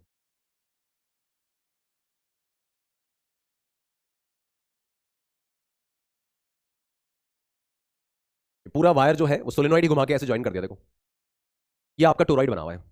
अब इस टोरॉइड में हमें मैग्नेटिक फील्ड निकालनी है, तो ये वाला जो इलाका है, ये वाला जो इलाका है, ये तो सोलेनॉइड के बाहर का इलाका हुआ ना, सोलेनॉइड के अंदर का इलाका तो ये माना जाएगा, तो ये सोलेनॉइड के बाहर का इलाका हुआ, तो यहां तो मैग्नेटिक फील्ड होगी जीरो, सोलेनॉइड के बाहर मैग्नेटिक फील्ड जीरो है। ये सोलेनॉइड के बाहर ये वाला इलाका, यहां पे और यहां पे मैग्नेटिक फील्ड जीरो है, नेग्लिजिबल है, अंदर की तुलना में नेग्लिजिबल है यहां पे और यहां पे। तो इसी को घुमाकर ज्वाइन किया है, तो ये वाला तो सोलेनॉइड के बाहर का इलाका ही रहेगा। तो इसके अंदर यहां पे और इस जगह पे the magnetic field, magnetic field जो होगा ना, वो टोरॉइड के बीच में, कॉइल्स के बीच में यहां पर केवल एग्जिस्ट कर रहा होगा, केवल यहां पे मैग्नेटिक फील्ड एग्जिस्ट कर रहा होगा। तो उसी हिसाब से ये थ्योरी मेंशन्ड है यहां पर, that the magnetic field in the open space inside and exterior to the toroid is zero. यहां inside and exterior to the toroid the magnetic field is zero, एक तो वो हो गया। सेकेंडली, टोरॉइड में जो मैग्नेटिक फील्ड फॉर्मूला है, that is mu not N I by 2r, sorry 2 pi R, mu not N I upon 2 pi R. ये of course again मैंने कहा डेरिवेशन तो हो नहीं पाएगा दोस्तों, तो याद रखना है टोरॉइड में it's mu not N I upon 2 pi R, where r is, this r is the distance of the point of interest from the centre. यहां सेंटर से, इस सेंटर से r दूरी पे फील्ड निकालनी है, सॉरी ये सेंटर से r डिस्टेंस पे फील्ड निकालनी है, तो ये यहां से r दूरी पे गए और यहां पे मैग्नेटिक फील्ड बता दिया। तो अगर मैं इसमें वेरिएशन फील्ड का अगर देखूं, we can clearly see that कि मैग्नेटिक फील्ड जो है वो यूनिफॉर्म नहीं आएगी, कांस्टेंट नहीं आएगी। जैसे इसका इनर सर्किल अगर मैं ए रेडियस का मान रहा हूं और आउटर सर्किल ये जो है वो बी रेडियस का मान रहा हूं, और मैग्नेटिक फील्ड स्मॉल आर के साथ वेरी कर रही है, mu not N I by 2 pi R small R के साथ वेरी कर रही है, तो ऐसे केस में इनर सर्किल पर मैग्नेटिक फील्ड हो जाएगी mu not N I upon 2 pi A, outer circle पे हो जाएगी mu not N I upon 2 pi B. तो जैसे जैसे आप इनर सर्किल से आउटर सर्किल की तरफ जा रहे हो तो मैग्नेटिक फील्ड का मैग्नीट्यूड कम होता जा रहा है। यहां पे जीरो है, इधर जीरो है, और केवल यहां से यहां बीच में फील्ड एग्जिस्ट कर रही है। ठीक है, फील्ड पैटर्न देखें तो जिस तरह से करंट फ्लो होना है ऐसे करंट फ्लो होना है, तो करंट के फ्लो के हिसाब से ऐसे टेंजेंट्स के फॉर्म में फील्ड बनेगी, और वो सारे टेंजेंट्स को ज्वाइन कर दोगे ना तो ये सर्कुलर मैग्नेटिक फील्ड लाइंस बन रही हैं। ये जो आपको सर्कुलर मैग्नेटिक फील्ड लाइंस दिख रही है ना, ये इसकी फील्ड लाइंस बनी हुई है, सर्कुलर मैग्नेटिक फील्ड लाइंस हैं। रीजन मैंने आपको बता दिया। ऐसे अगर करंट चलेगा तो यहाँ कर्ल रूल के हिसाब से इधर टेंजेंशियल फील्ड है, यहाँ कर्ल रूल के हिसाब से इस तरफ है, इधर कर्ल रूल के हिसाब से यहाँ पर है, ऐसे नीचे की तरफ या ऐसे, और सारे टेंजेंट्स को ज्वाइन कर लो तो ऐसे सर्कुलर मैग्नेटिक फील्ड लाइंस आ जाएंगी। तो टोरॉइड का formula mu not N I by 2 pi R, inner circle पे फील्ड अलग, आउटर सर्किल पे अलग। टोरॉइड के खाली इलाके में, मतलब यहां अंदर और उधर बाहर जीरो है, और फील्ड केवल इस इलाके में एग्जिस्ट कर रही है। फॉर्मूला याद रखेंगे और फील्ड पैटर्न भी याद रखेंगे। नाउ गाइस, नेक्स्ट पॉइंट जो अपना आ रहा है, this is about magnetic force on a moving charge. तो गाइस इस सेक्शन में जैसे अपन एक क्यू चार्ज को इलेक्ट्रिक फील्ड में जब प्लेस करते थे तो force exerted by that electric field was F equals to Q E. But electric field force के लिए ना चार्ज केवल इलेक्ट्रिक फील्ड में हमें प्लेस करना होता था, राइट, ट्रैवल नहीं कराना होता था। यहां पर सिचुएशन अपन ऑब्जर्व करने वाले हैं कि मैग्नेटिक फील्ड एक चार्ज पार्टिकल पे तभी फोर्स एक्सर्ट करती है जब वो चार्ज पार्टिकल उस मैग्नेटिक फील्ड में मूव कर रहा हो in a particular fashion, in a particular way, right. तो now we are discussing about the magnetic force on a moving charge. किसी मैग्नेटिक फील्ड में अगर एक चार्ज पार्टिकल को ट्रैवल कराया जाएगा तो वो चार्ज पार्टिकल पे वो मैग्नेटिक फील्ड फोर्स एक्सर्ट करेगी, उस बारे में हम बात कर रहे हैं। दैट मींस मैग्नेटिक फील्ड तो बनी बनाई है इस इलाके में, और इस बनी बनाई मैग्नेटिक फील्ड में किसी चार्ज पार्टिकल को आप मूव कराओ तो उस पर कितना फोर्स लगेगा, उसके इंप्लीकेशंस और रूल्स रेगुलेशंस क्या है, उस मैटर पे अब डिस्कशन हो रहा है, राइट। तो गाइस देखिए, firstly the magnetic force on a moving charge, formula जो है this is given bye Q times V cross B। Magnitude अगर अपन देखें तो अपना फोर्स का मैग्नीट्यूड गाइस एक वेल नोन रिजल्ट अपना है, this is QVB sin theta. Definitely ध्यान रखना है, force formula is QVB sin theta, and theta is the angle between V and B। Velocity और मैग्नेटिक फील्ड, मतलब पार्टिकल को जिस डायरेक्शन में वेलोसिटी दिया है उसका मैग्नेटिक फील्ड के साथ कितना एंगल है, वो V और B के बीच का एंगल थीटा होगा, और वेक्टर फॉर्म में लिखे तो is Q times V cross B। अब फोर्स जब Q times V cross B है तो मैग्नीट्यूड तो देख लिया अपन ने कि चार्ज, स्पीड, मैग्नेटिक फील्ड, और थीटा वेलोसिटी और B के बीच का एंगल। मेन है डायरेक्शन का मैटर, ये बहुत इंपॉर्टेंट रहेगा गाइस। तो आप देखिए जो फोर्स आपका Q times V cross B लिखा है, अब इस फोर्स का direction first of all it will be given by the right hand thumb rule applied on V cross B। अगर मैं V क्रॉस B निकालने के लिए राइट हैंड थंब रूल लगाऊं तो आपका फोर्स का डायरेक्शन V क्रॉस B की तरफ ही होगा अगर पॉजिटिव चार्ज है तो, ठीक है। फोर्स का डायरेक्शन मिलेगा किससे, तो V क्रॉस B से मिलेगा। बट अगर पॉजिटिव चार्ज है, इफ Q इज पॉजिटिव, तो ऐसे केस में फोर्स जो होगा this F vector will be along the direction of V cross B। जो भी V क्रॉस B का डायरेक्शन है उसी तरफ फोर्स वेक्टर आ जाएगा। और अगर मान लो नेगेटिव चार्ज को आपने मैग्नेटिक फील्ड में ट्रैवल कराया है तो फोर्स वेक्टर जो आएगा वो V क्रॉस B के विपरीत आएगा, V क्रॉस B के ऑपोजिट आएगा। तो force vector is going to be anti parallel to this V cross B। ठीक है, तो जो भी आपका V क्रॉस B का डायरेक्शन है, पहले राइट हैंड थंब रूल से V क्रॉस B निकाल के रख लो। अगर पॉजिटिव चार्ज है तो उस पर फोर्स V क्रॉस B की दिशा में लगेगा, और नेगेटिव चार्ज है तो उस पर फोर्स V क्रॉस B के ऑपोजिट लगाना पड़ेगा। तो इसका एक सिंपल सा इंप्लीकेशन अपन देखते हैं।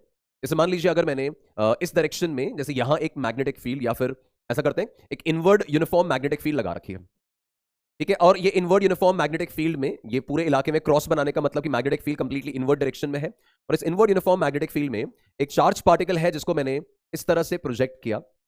ये एक प्लस क्यू चार्ज को मैंने V वेलोसिटी से सामने की तरफ थ्रो किया है, और एक मैंने माइनस क्यू चार्ज को V वेलोसिटी से सामने की तरफ प्रोजेक्ट किया है। तो सिंपली मैं बस आपको वो V क्रॉस B के बारे में समझा रहा हूं कि इन दोनों चार्जेस पे अगर मुझे मैग्नेटिक फील्ड फोर्स का डायरेक्शन देखना है तो पहले क्या करेंगे, पहले Q times V cross B के हिसाब से, क्रॉस मल्टीप्लिकेशन के हिसाब से राइट हैंड थंब रूल लगाएंगे किस पर, V क्रॉस B पे। तो ये आपका वेलोसिटी वेक्टर सामने की तरफ, B अंदर की तरफ है, तो क्रॉस मल्टीप्लिकेशन में क्या करेंगे, फर्स्ट वेक्टर के अलॉन्ग फिंगर्स रखी, B की तरफ कर्ल किया तो थंब इज पॉइंटिंग अपवर्ड्स, ये ऊपर की तरफ V क्रॉस B का डायरेक्शन आ रहा है दोस्तों, ठीक है। V के अलॉन्ग फिंगर्स रखने हैं, B की तरफ कर्ल करना है जैसे आप राइट हैंड थंब रूल में करते हो, अब V क्रॉस B की दिशा आ रही है अपवर्ड्स।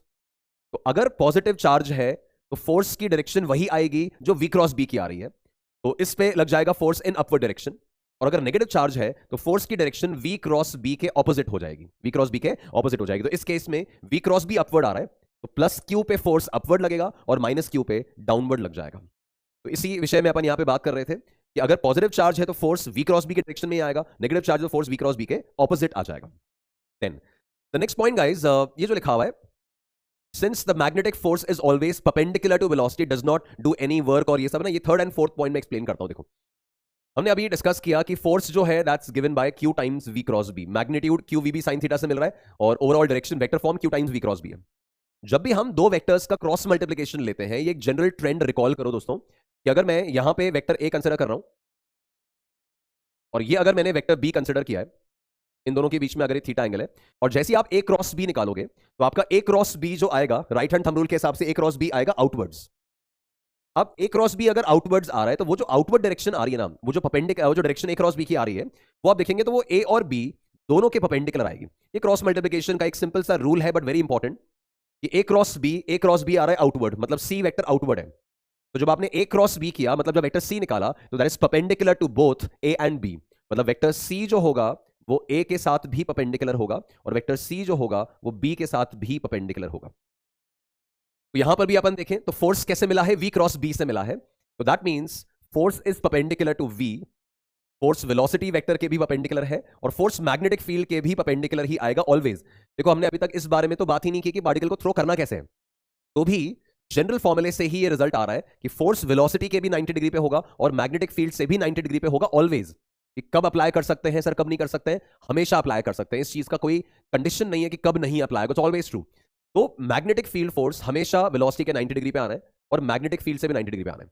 नाउ गाइस, अगर कोई दो वेक्टर्स परपेंडिकुलर है तो उनका डॉट प्रोडक्ट जीरो हो जाता है, that means f dot v zero रहेगा, ध्यान रहे f डॉट v जीरो रहेगा, and along with that f dot b भी जीरो रहेगा। कई बार ये क्वेश्चंस इसी पर बेस्ड बनाए जाते हैं, तो आपका f डॉट v भी जीरो हो जाएगा और f डॉट b भी जीरो हो जाएगा। अब f डॉट v अगर अपन देखें तो रिकॉल करो guys, f dot v becomes the formula for instantaneous power.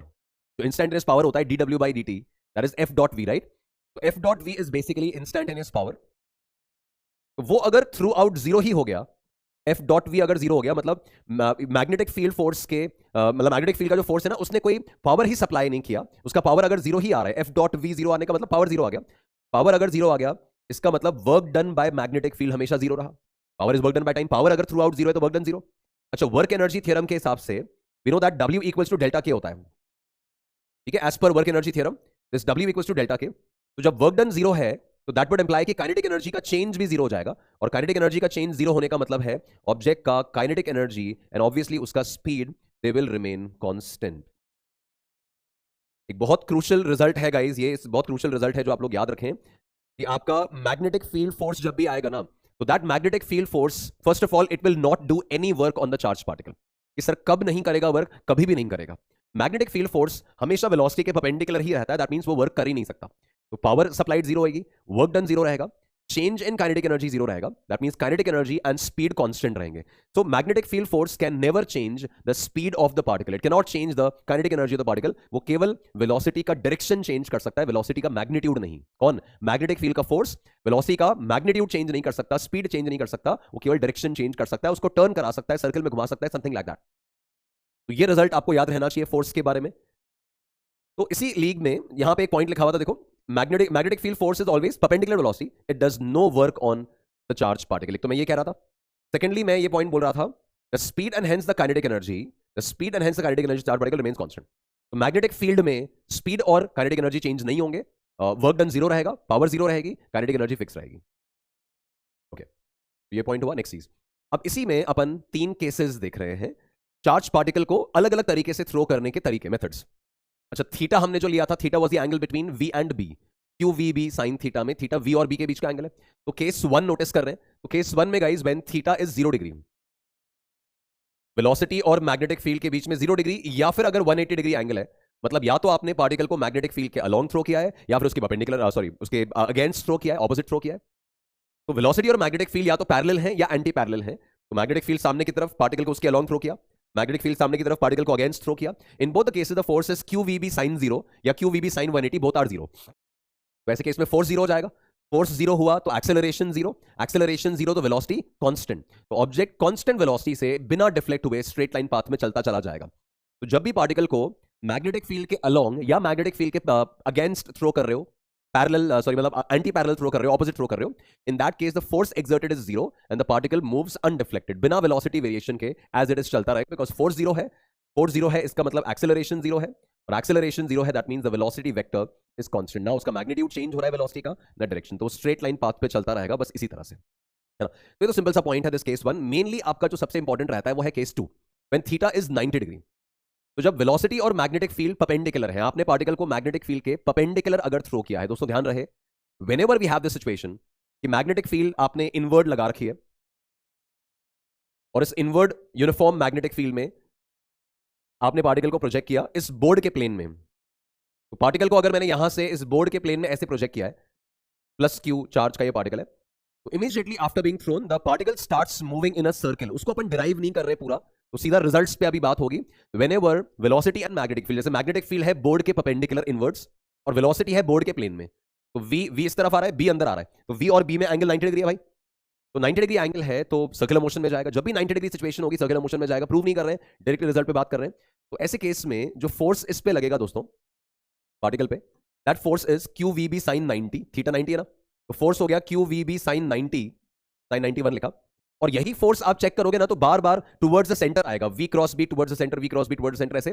तो this force will play the role of centripetal force, यही फोर्स सेंट्रीपिटल प्रोवाइड करने का काम करेगा, तो इसी को इक्वेट करना होगा with mv square by R, है ना। तो क्यू वी बी बराबर mv स्क्वायर बाय, रीअरेंज करें तो यहां से r का वैल्यू आ गया as mv by Q B. तो जब भी किसी पार्टिकल को मैग्नेटिक फील्ड के परपेंडिकुलर प्रोजेक्ट किया जाता है, it starts moving in a circle of radius r equals to mv by Q B, इस रेडियस के सर्कल में वो मूव करने लगेगा।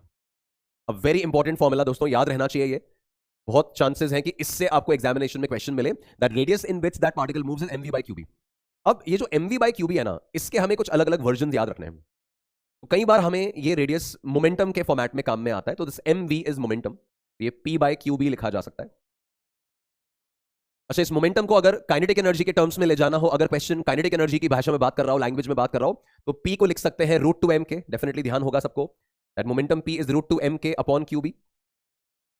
अच्छा, फिर कई बार ऐसा होता है, बोलते हैं कि किसी क्यू चार्ज के पार्टिकल को, अल्फा को या प्रोटॉन को v वोल्टेज से एक्सेलरेट कराया, तो क्यू चार्ज को अगर v वोल्टेज से एक्सेलरेट कराएंगे तो वो कितना काइनेटिक एनर्जी को एक्वायर कर लेगा, तो क्यू वी, है ना। क्यू चार्ज को v वोल्टेज से एक्सेलरेट करा रहे, तो kinetic energy is Q V. तो काइनेटिक एनर्जी को मैं फर्दर लिख सकता हूं एज क्यू टाइम्स वोल्टेज, ये काइनेटिक एनर्जी को क्यू वी लिखा अपॉन क्यू बी, ऐसे भी आ सकता है। तो डिपेंडिंग ऑन कि किस फॉर्मेट में क्वेश्चन मेंशन्ड है, इवन ये मोमेंटम वाला जो टर्म था, इसको डी ब्रॉगली वेवलेंथ से भी जोड़ सकते हो दोस्तों। देखो ये p जो लिखा हुआ है, this p can be written as h by lambda, de Broglie wavelength वाला, तो ये h बाय लैम्डा लिखा and that upon Q B. Depending on कि किस टर्मिनोलॉजी में, किस डेटा के फॉर्मेट में क्वेश्चन है, उसके हिसाब से अलग अलग रूप आप इस फॉर्मूले का यूज कर सकते हैं। याद रहना चाहिए r is mv by Q B.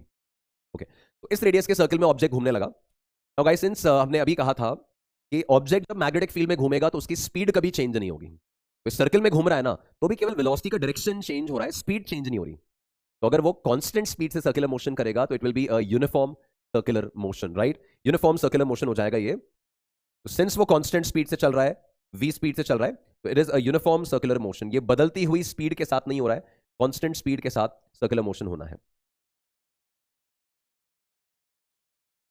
Right. तो एक राउंड लगाने में उसको कितना टाइम लगेगा वो अपन निकालें, तो that time is distance upon speed. Distance कितना चलना है एक राउंड में, 2 पाई आर अपॉन वी करेंगे। फिर 2 पाई आर अपॉन वी में आर की जगह मैंने M V by Q B, ये जो रेडियस निकाला था वो रखा और रीअरेंज किया, तो दोस्तों देखो वी कैंसिल हो रहा है, और वी कैंसिल होने के बाद it's 2 pi M by Q B. तो ये दूसरा रिजल्ट आपको याद रखना है कि जब सर्कुलर मोशन में वो पार्टिकल जाएगा, कब, जब v और b 90 डिग्री पे है, मैग्नेटिक फील्ड के परपेंडिकुलर थ्रो किया पार्टिकल को, तो radius is mv by Q B, उस रेडियस के सर्कल में घूमेगा, टाइम पीरियड कितना लेगा, it's 2 pi m by Q B. तो इतने टाइम पीरियड उसको लगना है एक राउंड पूरा करने में, एक रिवॉल्यूशन कंप्लीट करने में। अच्छा, time period of circular motion दोस्तों देखें, it's independent of the speed of the particle. इस time period and the reciprocal of time period frequency, they are independent of the speed. ठीक है, जो पार्टिकल की स्पीड है उससे इंडिपेंडेंट है, मतलब आप डबल स्पीड से फेंको या ट्रिपल स्पीड से, उसका टाइम पीरियड जो होगा ना एक राउंड लगाने का, वो वही रहेगा। वो एक इंडिपेंडेंट नेचर आपको ऑब्जर्व करना है। बाकी फॉर्मुला ध्यान रखना है, MV by Q B and time period 2 pi M by Q B. ठीक है, इसमें एक चीज और ध्यान देंगे कि गाइस, जैसे मान लो मैंने एक inward uniform magnetic field consider किया, ये इनवर्ड यूनिफॉर्म मैग्नेटिक फील्ड लिया, और इसमें अगर मैंने मान लीजिए एक पॉजिटिव चार्ज को यहां से प्रोजेक्ट किया था इस तरह से, इसमें अगर v क्रॉस b देखें तो ये v क्रॉस b ऊपर की तरफ आ रहा है, तो उधर जाते हुए पार्टिकल को ऊपर की तरफ फोर्स लगेगा, थोड़ा ऐसे ऊपर की तरफ डिफ्लेक्ट होगा। अब यहां डिफ्लेक्ट होने के बाद वेलोसिटी इस तरफ हो गई, तो अब v क्रॉस b चेक कर रहा हूं तो इधर आ रहा है, तो उधर जाते हुए पार्टिकल को यहां फोर्स लगाओगे तो इधर ऊपर की तरफ डिफ्लेक्ट होगा।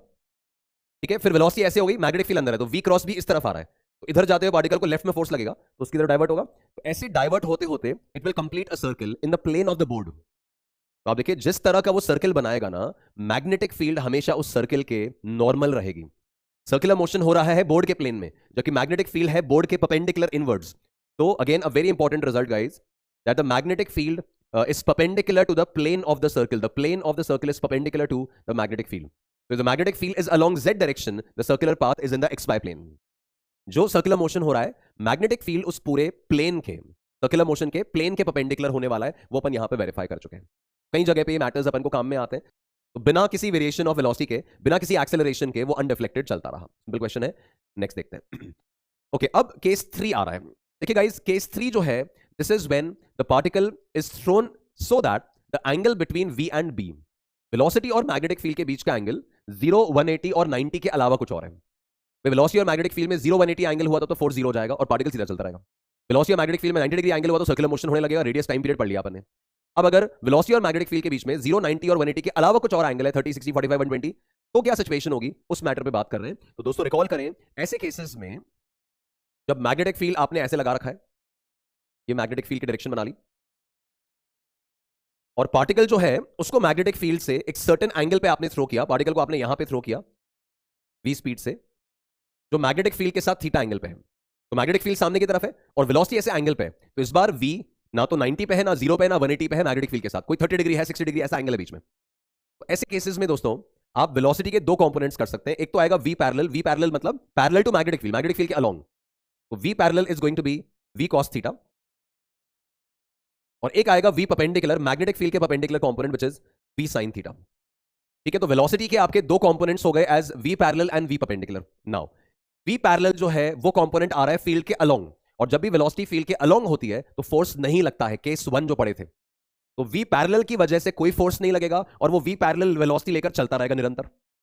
अच्छा, v परपेंडिकुलर आ रहा है वेलोसिटी मैग्नेटिक फील्ड के परपेंडिकुलर, दोस्तों यहां v पैरेलल आ रहा है, तो v पैरेलल कंपोनेंट केस 1 जैसा बन रहा है और v परपेंडिकुलर केस 2 जैसा बन रहा है, सर्कुलर मोशन वाला। तो इस बार जो v है उसमें v पैरेलल के कारण तो वो आगे बढ़ता जाएगा, फील्ड के अलोंग अनडिफ्लेक्टेड चलता जाएगा, और v परपेंडिकुलर के कारण वो सर्कल में घूमने लगेगा। तो दोनों मोशन साइमल्टेनियसली होंगे। Case 3 is the superposition of case 1 and 2।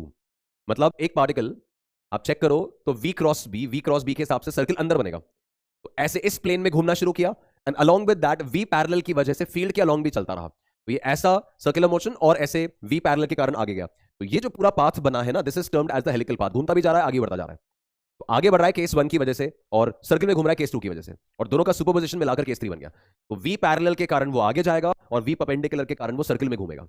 तो ओवरऑल कंबाइंड पाथ जो बनता है ऐसा, we call that as a helical path, एक हेलिक्स कहलाता है वो। तो ये अपन को ध्यान रखना है, जब भी वेलोसिटी और मैग्नेटिक फील्ड में जो एंगल है वो 0, 180 और 90 के अलावा कुछ और है, in that case the particle moves in a helical path, एक हेलिक्स पे चलता है और इस तरह का ट्रैजेक्टरी बन जाता है। It's just the superposition of case 1 and 2, जिसमें v पैरेलल के कारण वो फील्ड के अलोंग चल रहा है और v परपेंडिकुलर के कारण वो सर्कल में घूम रहा है। अच्छा, उसका सर्कुलर मोशन देखना है ना, तो just v cross b check करो, फोर्स कहां लग रहा है। तो v सामने है ना, v क्रॉस b फोर्स कहां लग रहा है, अंदर। तो ऐसे ऐसे जाता हुआ अंदर की तरफ टर्न होगा, तो ये सर्कल बन रहा है, ऐसे अंदर की तरफ घूमेगा तो ऐसे जाएगा और अलोंग विद दैट आगे बढ़ता जाएगा। राइट, ये अपने समझ लिया। तो this is the resultant path, helical path. अब हेलिकल पाथ में तीन चीजें, 3 पैरामीटर डिस्क्राइब होंगे। सर्कुलर पाथ में 2 ही थे, रेडियस और टाइम पीरियड। तो यहां पे एक तो रेडियस आ जाएगा, तो दोस्तों रेडियस फॉर्मूला होता था mv/qb, बट यहां पूरा का पूरा v जिम्मेदार नहीं है सर्कल में घुमाने के लिए, सर्कल में घुमाया है केवल v परपेंडिकुलर ने। तो mv/qb की जगह आ गया mv परपेंडिकुलर अपॉन qb, तो ये फॉर्मूला बन जाएगा। भाई पूरा v थोड़ी सर्कल में घुमा रहा है, v का एक कंपोनेंट है v परपेंडिकुलर जो केस 2 जैसा बना रहा है उसको, और v पैरेलल तो बस आगे बढ़ाता जा रहा है। तो रेडियस हो गया mv परपेंडिकुलर बाय qb। अच्छा, टाइम पीरियड हमने पहले भी कहा था वो डिपेंडेंट ही नहीं होता v पे, तो उसको ना v पैरेलल से मतलब है ना v परपेंडिकुलर से, तो टाइम पीरियड तो वही रहेगा। अब यहां टाइम पीरियड किसको कह रहे हैं, इधर से हेलिकल पाथ स्टार्ट हुआ है और यहां से पूरा एक राउंड लगाकर इसी लेवल पे वापस आने में जो टाइम लग रहा है ना, दैट इज 1 टाइम पीरियड। वो बात अलग है कि उतनी देर में थोड़ा आगे बढ़ जाएगा, और उस हेलिक्स का एक टर्न पूरा करने में जितना टाइम लग रहा है वो उसका टाइम पीरियड होगा, जिसका फॉर्मूला सेम है 2πm/qb, बिकॉज वो स्पीड डिपेंडेंट था ही नहीं। तीसरी चीज जो यहां पे एक और डिफाइन हो जाती है important, that is pitch. Pitch का मतलब है कि जब वो हेलिकल पाथ में आगे बढ़ रहा है तो एक टाइम पीरियड के अंदर अंदर कितना आगे बढ़ चुका होगा, मतलब इस हेलिक्स के 2 स्लीव्स के बीच में जो ये गैप है ना, this is termed as a pitch. एक टाइम पीरियड के अंदर अंदर ये फील्ड के अलोंग कितना चलेगा, ये हेलिक्स कितना खुल जाएगा एक टाइम पीरियड में, उसको अपन पिच डिफाइन करते हैं। तो गाइस पिच बेसिकली कौन सी डायरेक्शन के मोशन को डिस्क्राइब कर रहे हैं एज कि वो वी पैरेलल के कारण फील्ड के अलोंग जो चलता चला गया है ना, ये फील्ड के अलोंग जो चल रहा है, ऐसे घूमता घूमता फील्ड के अलोंग चल रहा है, तो एक टाइम पीरियड में वो फील्ड के अलोंग कितना आगे बढ़ जाएगा, ये जो गैप आपको दिख रहा है दिस इज द पिच, ये यहां दो स्लीव्स के बीच का गैप जो है ना वो पिच बनेगा। तो अब ऐसे केस में एक कंप्लीट राउंड में वो कितना आगे बढ़ेगा, तो कौन सी वेलोसिटी उसको आगे लेकर जा रही है, तो वी पैरेलल, और कितना टाइम अवेलेबल करा रहे हैं, तो एक राउंड का time, that distance covered is speed into time, किस स्पीड से जा रहा है फील्ड के अलोंग, तो वी पैरेलल से जा रहा है, और कितना टाइम अवेलेबल करा रहे हो, तो एक राउंड का टाइम पीरियड लग रहा है, तो वी पैरेलल मेरा आया था वी कॉस थीटा, और टाइम पीरियड जो लग रहा है that's 2 pi m by Q B, तो वहां से the value of pitch it can be calculated. ठीक है, तो वी पैरेलल के कारण फील्ड के अलोंग चलता रहेगा, वी परपेंडिकुलर के कारण सर्कल में घूमेगा, वहां से radius, time period and pitch relate किए जा सकते हैं, याद रहने चाहिए results, it's a very very important part guys. अब इसमें वो बात अभी भी वैलिड है कि जो आपका हेलिकल पाथ है ना दोस्तों, उस हेलिकल पाथ का जो ये प्लेन है, the plane of this circle, it is again perpendicular to that magnetic field. देखो जो आपकी मैग्नेटिक फील्ड बनी हुई है उसके परपेंडिकुलर ही आएगा प्लेन, जैसे इसमें भी मैग्नेटिक फील्ड राइट में है, तो प्लेन ऑफ सर्कल ये वाला है जैसे मैं दिखा रहा हूं, इस सर्कल इस प्लेन में चल रहा है और मैग्नेटिक फील्ड उधर है, तो plane of the helix, plane of the circle will always be perpendicular to magnetic field, वो तो तय है आपका, तो यही वाला पॉइंट लिख रहे हैं, ये वाला। दूसरी चीज आप देखिए, जो हेलिक्स बन रहा है ना, उस हेलिक्स का एक एक्सिस होगा, ये जो हेलिक्स बन रहा है इसका ये एक्सिस है, तो that axis is always along the magnetic field. अभी जो अपने डिस्कशन किया था उसमें आपका जो हेलिक्स खुलता है वो हेलिक्स मैग्नेटिक फील्ड के अलोंग ही खुलेगा, देखना इसमें मैंने बोला सर्कल ऐसे है और इस सर्कल के साथ साथ वी पैरेलल के कारण वो फील्ड के अलोंग भी चल रहा है, तो हेलिक्स कहां खुल रहा है, फील्ड के अलोंग खुल रहा है, फील्ड के अलोंग खुल रहा है, तो आपका जो एक्सिस होगा, हेलिक्स का जो एक्सिस होगा वो मैग्नेटिक फील्ड के पैरेलल होगा, मैग्नेटिक फील्ड के अलोंग होगा। इसमें भी आप देखो ये जो अपन ने हेलिक्स बना रखा है, इस हेलिक्स का ये एक्सिस है and this axis is parallel to the magnetic field.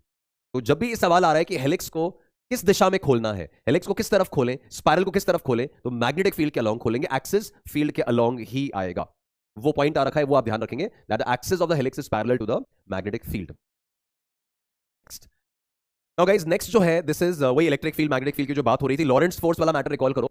कोई भी एक ऐसा रीजन है जहां पे इलेक्ट्रिक एंड मैग्नेटिक फील्ड दोनों एग्जिस्ट कर रहे हैं, अगर दोनों एग्जिस्ट करेंगे तो दोनों अपना अपना इंडिपेंडेंट काम करेंगे, मिक्सिंग कुछ भी नहीं है, दोनों अपना अपना इंडिपेंडेंट काम करेंगे। तो इलेक्ट्रिक फील्ड फोर्स होता है F बराबर क्यू ई और मैग्नेटिक फील्ड फोर्स होता है Q times V cross B, तो टोटल फोर्स जो लगेगा वो उन दोनों के वेक्टर समेशन से आ रहा है कि भाई इलेक्ट्रिक फील्ड ने कितना फोर्स लगाया, तो F बराबर क्यू ई लगाया वेक्टर फॉर्म, मैग्नेटिक फील्ड ने कितना लगाया, तो उसने अपना इंडिपेंडेंट फोर्स लगाया Q times V cross B, वो इंडिपेंडेंट है, और दोनों का vector summation will give you the total force exerted on that particle, we call that force as the Lorentz force. ये दोनों का मिलाकर जो नेट समेशन आ रहा है इसी को लॉरेंट्ज फोर्स कहा जाता है, राइट, यही आपका लॉरेंट्ज फोर्स है। तो सिंपल जस्ट एक नाम है जो आपको ध्यान रखना है कि दोनों फील्ड्स का अपना अपना फोर्स आप वेक्टर के रूप में ऐड कर दें, आई कैप जे कैप डायरेक्शन का ध्यान रख के ऐड कर दें, दैट बिकम्स लॉरेंट्ज फोर्स।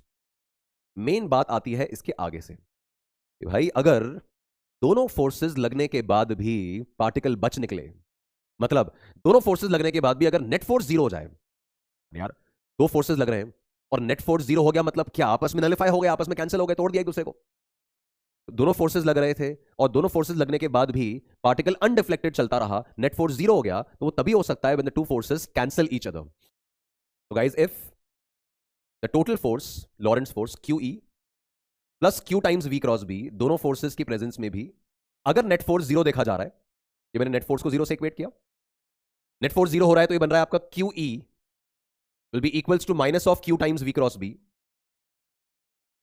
इसमें Q कैंसिल हो गया और Q कैंसिल हुआ तो इलेक्ट्रिक फील्ड जो आया वो इलेक्ट्रिक फील्ड कितना आया, it's minus of V cross B। This is a very crucial result guys again, कि अगर दोनों फोर्सेस की प्रेजेंस में भी पार्टिकल को अनअफेक्टेड आगे चलाते रहना है तो उसके लिए electric field must follow this relation. ठीक है, for zero net force the two forces must cancel each other and this is possible only when this E is equals to minus of V cross B। मतलब ऐसा होने के लिए electric field V cross B के विपरीत दिशा में होना चाहिए, electric field V cross B के विपरीत दिशा में होना चाहिए, वो अपना मैंडेटरी कंडीशन बन रहा है उस सिनेरियो के लिए, याद रखेंगे, ये भूलना नहीं है। लॉरेंट्ज फोर्स हो गया तो इन दोनों का टोटल, बोला कि भाई दोनों फोर्स लगने के बाद भी वो अनटच्ड चल रहा है, कोई डिफ्लेक्शन नहीं, सीधा सीधा गया, कोई फोर्स नहीं, तो दोनों फोर्सेस मिला जुला के खत्म कर दी, कैंसिल कर दिया, कैंसिल किया तो यहां पहुंचे, दैट E बराबर माइनस V क्रॉस B, कि आपको V और B दे दें और बोले कि भाई इलेक्ट्रिक फील्ड किधर लगाना है ताकि पार्टिकल अनडिफ्लेक्टेड निकल जाए, नेट फोर्स जीरो हो जाए, तो इलेक्ट्रिक फील्ड उस दिशा में लगाओ जो V cross B minus of V cross B की दिशा हो, उस तरफ इलेक्ट्रिक फील्ड लगाने से काम हो जाएगा अपना। तो ये रिजल्ट ध्यान रखना है। नेट लॉरेंस फोर्स जीरो होनी चाहिए, तो उसके लिए E equals to minus V cross B, वो रिलेशन होना चाहिए। फिर इस केस में एक और मैटर हमारे लिए इंपॉर्टेंट होता है, this is about velocity selector. यार अगर मैंने मान लीजिए एक इलाका, एक रीजन कंसिडर किया जहां इलेक्ट्रिक और मैग्नेटिक फील्ड दोनों एग्जिस्ट कर रहे हैं, तो ये मान लो दो चार्ज प्लेट्स अपने कंसिडर किए, और ये पॉजिटिव प्लेट और ये नेगेटिव प्लेट है, तो इसने इलेक्ट्रिक फील्ड बना रखा है डाउनवर्ड्स, ये इलेक्ट्रिक फील्ड बन गया। और मान लो अपने इस इलाके में मैग्नेटिक फील्ड लगा रखी है इनवर्ड्स, तो इनवर्ड यूनिफॉर्म मैग्नेटिक फील्ड भी है। और इधर से मैं बहुत सारे पार्टिकल्स को थ्रो कर रहा हूं अलग अलग स्पीड से, बहुत सारे पार्टिकल्स को मैं थ्रो कर रहा हूं अलग अलग स्पीड से। कुछ चार्ज पार्टिकल्स हैं जिनको भांति भांति की स्पीड से मैंने उसको थ्रो किया, सामने की तरफ थ्रो किया। मान लो सारे पॉजिटिव पार्टिकल्स हैं, सारे पॉजिटिव पार्टिकल्स हैं, तो भाई पॉजिटिव पार्टिकल्स पे फोर्स लगेगा वही Q times V cross B के हिसाब से, वी क्रॉस बी आ रहा है ऊपर की तरफ। नाउ हम कह रहे हैं कि अगर इस इलाके में जहां इलेक्ट्रिक फील्ड भी है और मैग्नेटिक फील्ड भी है, वेलोसिटी आप देखें तो मैग्नेटिक फील्ड के परपेंडिकुलर रखी है, वी और बी में 90 डिग्री एंगल है। तो दोस्तों अगर नेट फोर्स जीरो है, मतलब E is equals to minus V cross B set हो रहा है, मैंने बोला जिस पार्टिकल को हमने थ्रो किया है अगर उस पर नेट फोर्स जीरो रखना है, नेट फोर्स जीरो का मतलब वो सीधा सीधा निकल जाए भाई, कोई फोर्स लगेगी तो इस तरफ डोलेगा, यहां डोलेगा, बट वो किसी भी तरफ डाइवर्ट नहीं हो रहा, सीधा सीधा निकल रहा है। ऐसा कब होगा? जब E बराबर माइनस वी क्रॉस बी आएगा, जो मैंने यहां पे भी डिस्कस किया था। अब इस फोटो में देखें तो V और B में एंगल कितना है, तो V सामने, B अंदर है 90 डिग्री एंगल पे, तो मैग्नीट्यूड अगर लिखोगे ना तो हो जाएगा E equals to V B sine 90। ठीक है, VB साइन 90, और यहां से V अगर निकालें तो V की वैल्यू आ रही है E बाई बी। इसका मतलब अगर इस इलाके से कोई पार्टिकल अनडिफ्लेक्टेड जाएगा तो वो वही होगा जिसकी स्पीड E बाई बी के बराबर होगी, वो पार्टिकल वही होगा जिसकी स्पीड E बाई बी के बराबर होगी। This is the basic working principle of the velocity selector. क्या करते हैं? करते ही है कि भाई यहां से बहुत सारे पार्टिकल्स का गुच्छा आपने इस फील्ड वाले इलाके में सीधा सीधा फेंका। कुछ पार्टिकल्स थे 10 मीटर पर सेकंड वाले, कुछ थे 5 मीटर पर सेकंड से दौड़ रहे थे, कुछ 3 की स्पीड से चल रहे थे, कुछ 9 की स्पीड से चल रहे थे। आपको इस पूरे बंच में से वो पार्टिकल्स अलग करने थे जो 10 की स्पीड से चल रहे हों। तो आपने क्या किया? आपने इस इलाके में इलेक्ट्रिक और मैग्नेटिक फील्ड ऐसा लगाया कि E बाई बी का रेशियो 10 आ जाए। जो वेलोसिटी आपको चाहिए ना, जिस पार्टिकल को आपको अलग करना है बाकी दुनिया से, आपने उसकी स्पीड के बराबर E बाई बी का रेशियो रखा। तो इलेक्ट्रिक और मैग्नेटिक फील्ड भाई आपके ही लगाई हुई फील्ड है ना, तो E बाई बी का रेशियो आपने 10 सेट कर लिया। तो उससे क्या होगा? जो E बाई बी रेशियो से मैच करते हुए स्पीड वाले लोग होंगे, केवल उन्हीं पे नेट फोर्स जीरो होगी, तो वो सीधे सीधे निकल जाएंगे। तो जिसकी स्पीड उन सारे गुच्छे में से, उन ग्रुप में से जिसकी स्पीड E बाई बी से मैच करेगी, वो अनडिफ्लेक्टेड निकलेगा, उस पर लॉरेंस फोर्स जीरो रहेगी, और बाकी लोग या तो इलेक्ट्रिक फील्ड फोर्स के डोमिनेंस की वजह से ऊपर डिफ्लेक्ट हो जाएंगे या नीचे की तरफ डिफ्लेक्ट हो जाएंगे, किसी ना किसी प्लेट से टकरा जाएंगे। किसी पे इलेक्ट्रिक फील्ड ज्यादा चढ़ गई तो नीचे की तरफ टकरा गया, किसी में magnetic field force V cross B ज्यादा आ गया तो ऊपर की तरफ टकरा गया। जिसकी स्पीड E बाई बी के बराबर है, केवल वही अनडिफ्लेक्टेड सीधा निकल गया। तो that becomes the working principle of a velocity selector. बहुत सारे ग्रुप में से कुछ पर्टिकुलर वेलोसिटी वाले लोग सिलेक्ट करने थे जिनकी वेलोसिटी क्या हो? E बाई बी के बराबर हो। अच्छा, इसमें यह भी ध्यान रखना कि E बाई बी कई बार अपन को काम में आता है। E बाई बी का जो डायमेंशन आया है, E बाई बी का यूनिट स्पीड का आ गया है, तो E बाई बी का जो डायमेंशन आया है वो स्पीड के डायमेंशन के बराबर आ गया है, मीटर पर सेकंड आ गया, LT माइनस 1 आ गया। कई बार डायमेंशन में काम में आ जाती है बात कि E बाई बी का डायमेंशन LT माइनस 1 है, और पूरे बंच में से वही लोग एज इट इज पास कर पाएंगे जिनकी स्पीड E बाई बी के बराबर है। A very important profile, a very important result. Application देखो तो गाइस, इस सेक्शन में जैसे चार्ज पार्टिकल जो है उसको जब अपन मैग्नेटिक फील्ड में मूव करा रहे थे तो उस पर एक फोर्स लगा, वो QVB साइन थीटा का पूरा एनालिसिस अपन ने देख लिया। अब ये करंट कैरिंग वायर अगर मैग्नेटिक फील्ड में केवल रखा है, देखो दोस्तों, करंट कैरिंग वायर जो मैग्नेटिक फील्ड में रख रहे हो, तो जब उसमें करंट चल रहा है दैट मींस उसके अंदर फ्री इलेक्ट्रॉन्स तो ऑलरेडी मूव कर रहे हैं, चार्ज पार्टिकल्स ऑलरेडी मूव कर रहे हैं। तो वो जो फ्री इलेक्ट्रॉन्स अपनी ड्रिफ्ट वेलोसिटी से मूव कर रहे होंगे इन दैट वायर, उन इलेक्ट्रॉन्स के चलने की वजह से मैग्नेटिक फील्ड इलेक्ट्रॉन्स पे फोर्स लगाएगी, और जब सारे फ्री इलेक्ट्रॉन्स पे फोर्स लगेगा तो ultimately that will be experienced by the wire only. तो जब ये करंट कैरिंग वायर एक मैग्नेटिक फील्ड में रखते हैं, वायर को चलाना नहीं पड़ेगा मैग्नेटिक फील्ड में, केवल प्लेस करना है, तो that will start experiencing a force given by general formula जो होता है, जनरल फॉर्मूला जो है guys, that's I into D L cross B का इंटीग्रेशन। तो मान लीजिए आपने कोई भी वायर कंसिडर किया और उस पर नेट फोर्स निकालनी है। एक तो ये I into D L cross B, ये I into D L cross B तो फोर्स होगा exerted on the small current carrying element DL, और ऐसे सारे स्मॉल स्मॉल एलिमेंट के ऊपर फोर्स अगर मैं इंटीग्रेट करूंगा तो that will become the net force.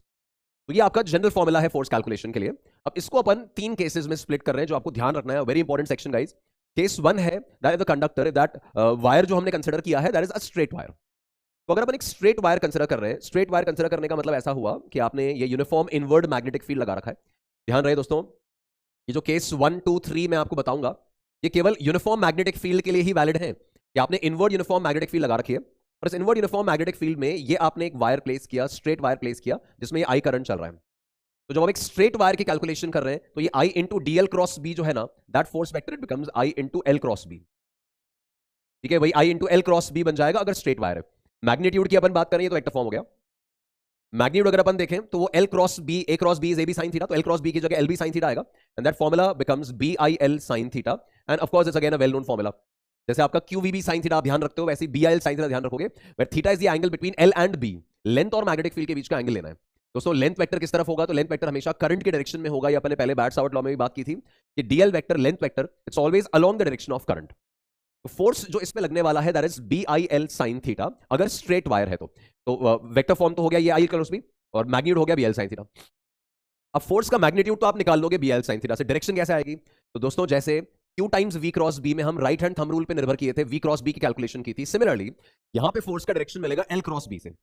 तो L क्रॉस B मतलब वही राइट हैंड थंब रूल लगाना है L और B पे। तो L के अलोंग अगर फिंगर्स रखूं, करंट ऊपर की तरफ जा रहा है, लेंथ के अलोंग फिंगर्स रखा, B की तरफ घुमाया, तो L क्रॉस B लेफ्टवर्ड्स आ रहा है।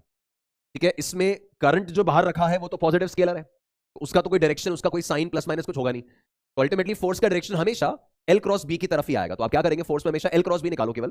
तो ये लेंथ वायर के अलोंग है, करंट के अलोंग है एल, क्रॉस बी की तरफ घुमाया तो force on the wire is leftwards. तो when it is a straight wire the force is given by B I L sine theta, where theta is the angle between L and B, right. Second case है guys कि अगर हमें कोई curved wire given है, inward uniform magnetic field लगा रखा है इस पूरे रीजन में, और इस इनवर्ड यूनिफॉर्म मैग्नेटिक फील्ड में इस तरह का कोई वायर अपन ने रखा जिसमें एंड ए से चल के एंड बी की तरफ आपका ये करंट जा रहा है, ये एंड बी हो गया, और इसमें आपका करंट जो है वो आई मूव कर रहा है। अब इसमें जो अपन फोर्स कैलकुलेशन करेंगे तो यहां पर भी वही आपका ओरिजिनल फॉर्मूला जो है वो तो वही था, फिर is I into D L cross B का इंटीग्रेशन, यही अपने लिखा था। अब सिंस यहां पे करंट इस वायर में कांस्टेंट है और मैग्नेटिक फील्ड चारों तरफ यूनिफॉर्म है, तो करंट इंटीग्रेशन के बाहर आ गया, मैग्नेटिक फील्ड इंटीग्रेशन के बाहर गया, और उसके हिसाब से अंदर बचा केवल डीएल वेक्टर। तो ये आपका डीएल वेक्टर का इंटीग्रेशन हो रहा है। तो दोस्तों डीएल वेक्टर का इंटीग्रेशन का मतलब यहां पर ये है कि अगर मैं इस वायर के ऊपर बहुत सारे छोटे छोटे डीएल एलिमेंट्स बना लूं, ये डीएल एलिमेंट आएगा, ये डीएल एलिमेंट, ये डीएल एलिमेंट, ये डीएल एलिमेंट, ऐसे बहुत सारे स्मॉल स्मॉल डीएल एलिमेंट्स बना लूं इस तार के ऊपर, ये कर्व्ड वायर हमारा मेन वायर था, और हमें यहां पे करना है डीएल वेक्टर का इंटीग्रेशन। तो बहुत सारे वेक्टर्स जब हेड टू टेल ज्वाइन करते हैं तो ऐसे रिजल्टेंट कैसे निकाला जाता है, जब मान लो ये एक वेक्टर बनाया, ये एक वेक्टर बनाया, ये वेक्टर बनाया, ये वेक्टर बनाया, तो रिजल्टेंट कैसे आता है, it is the closing side of the polygon. Polygon law के हिसाब से ये जो पॉलीगन पूरा करने वाली साइड है वो आपका रिजल्टेंट बन जाया करती थी।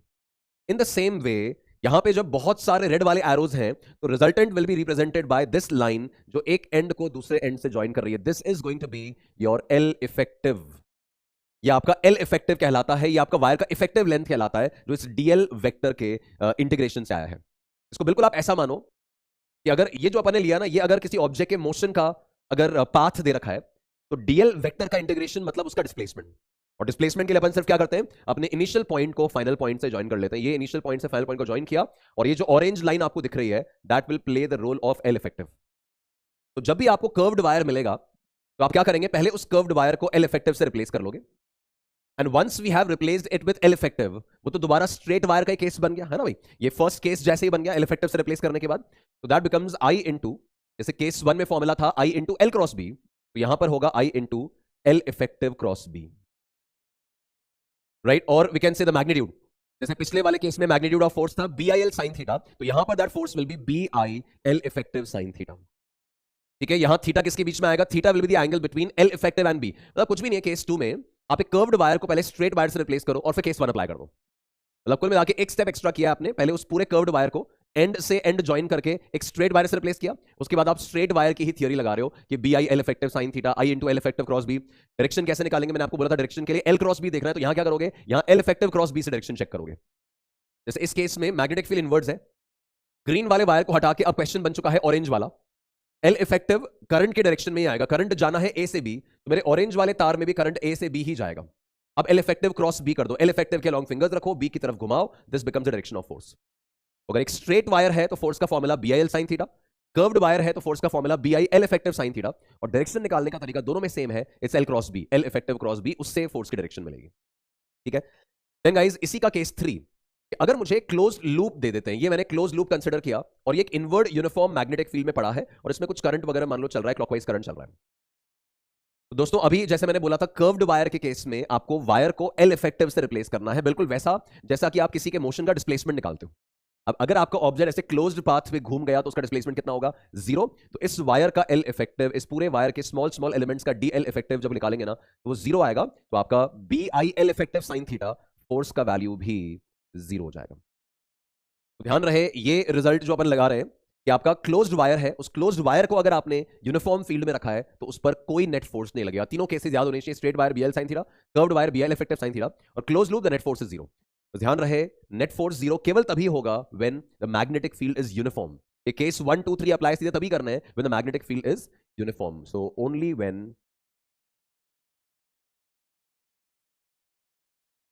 Magnetic field is uniform.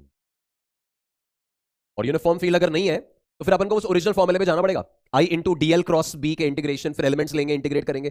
ये डायरेक्ट रिजल्ट्स तो तभी लग रहे हैं जब आप यूनिफॉर्म मैग्नेटिक फील्ड है ले रहे हो, और नॉन यूनिफॉर्म होगा तो फिर एलिमेंट बाय एलिमेंट कैलकुलेशन पे जाना पड़ेगा, इंटीग्रेशन पे जाना पड़ेगा, वो अपन अपने एग्जांपल्स में भी देखते हैं।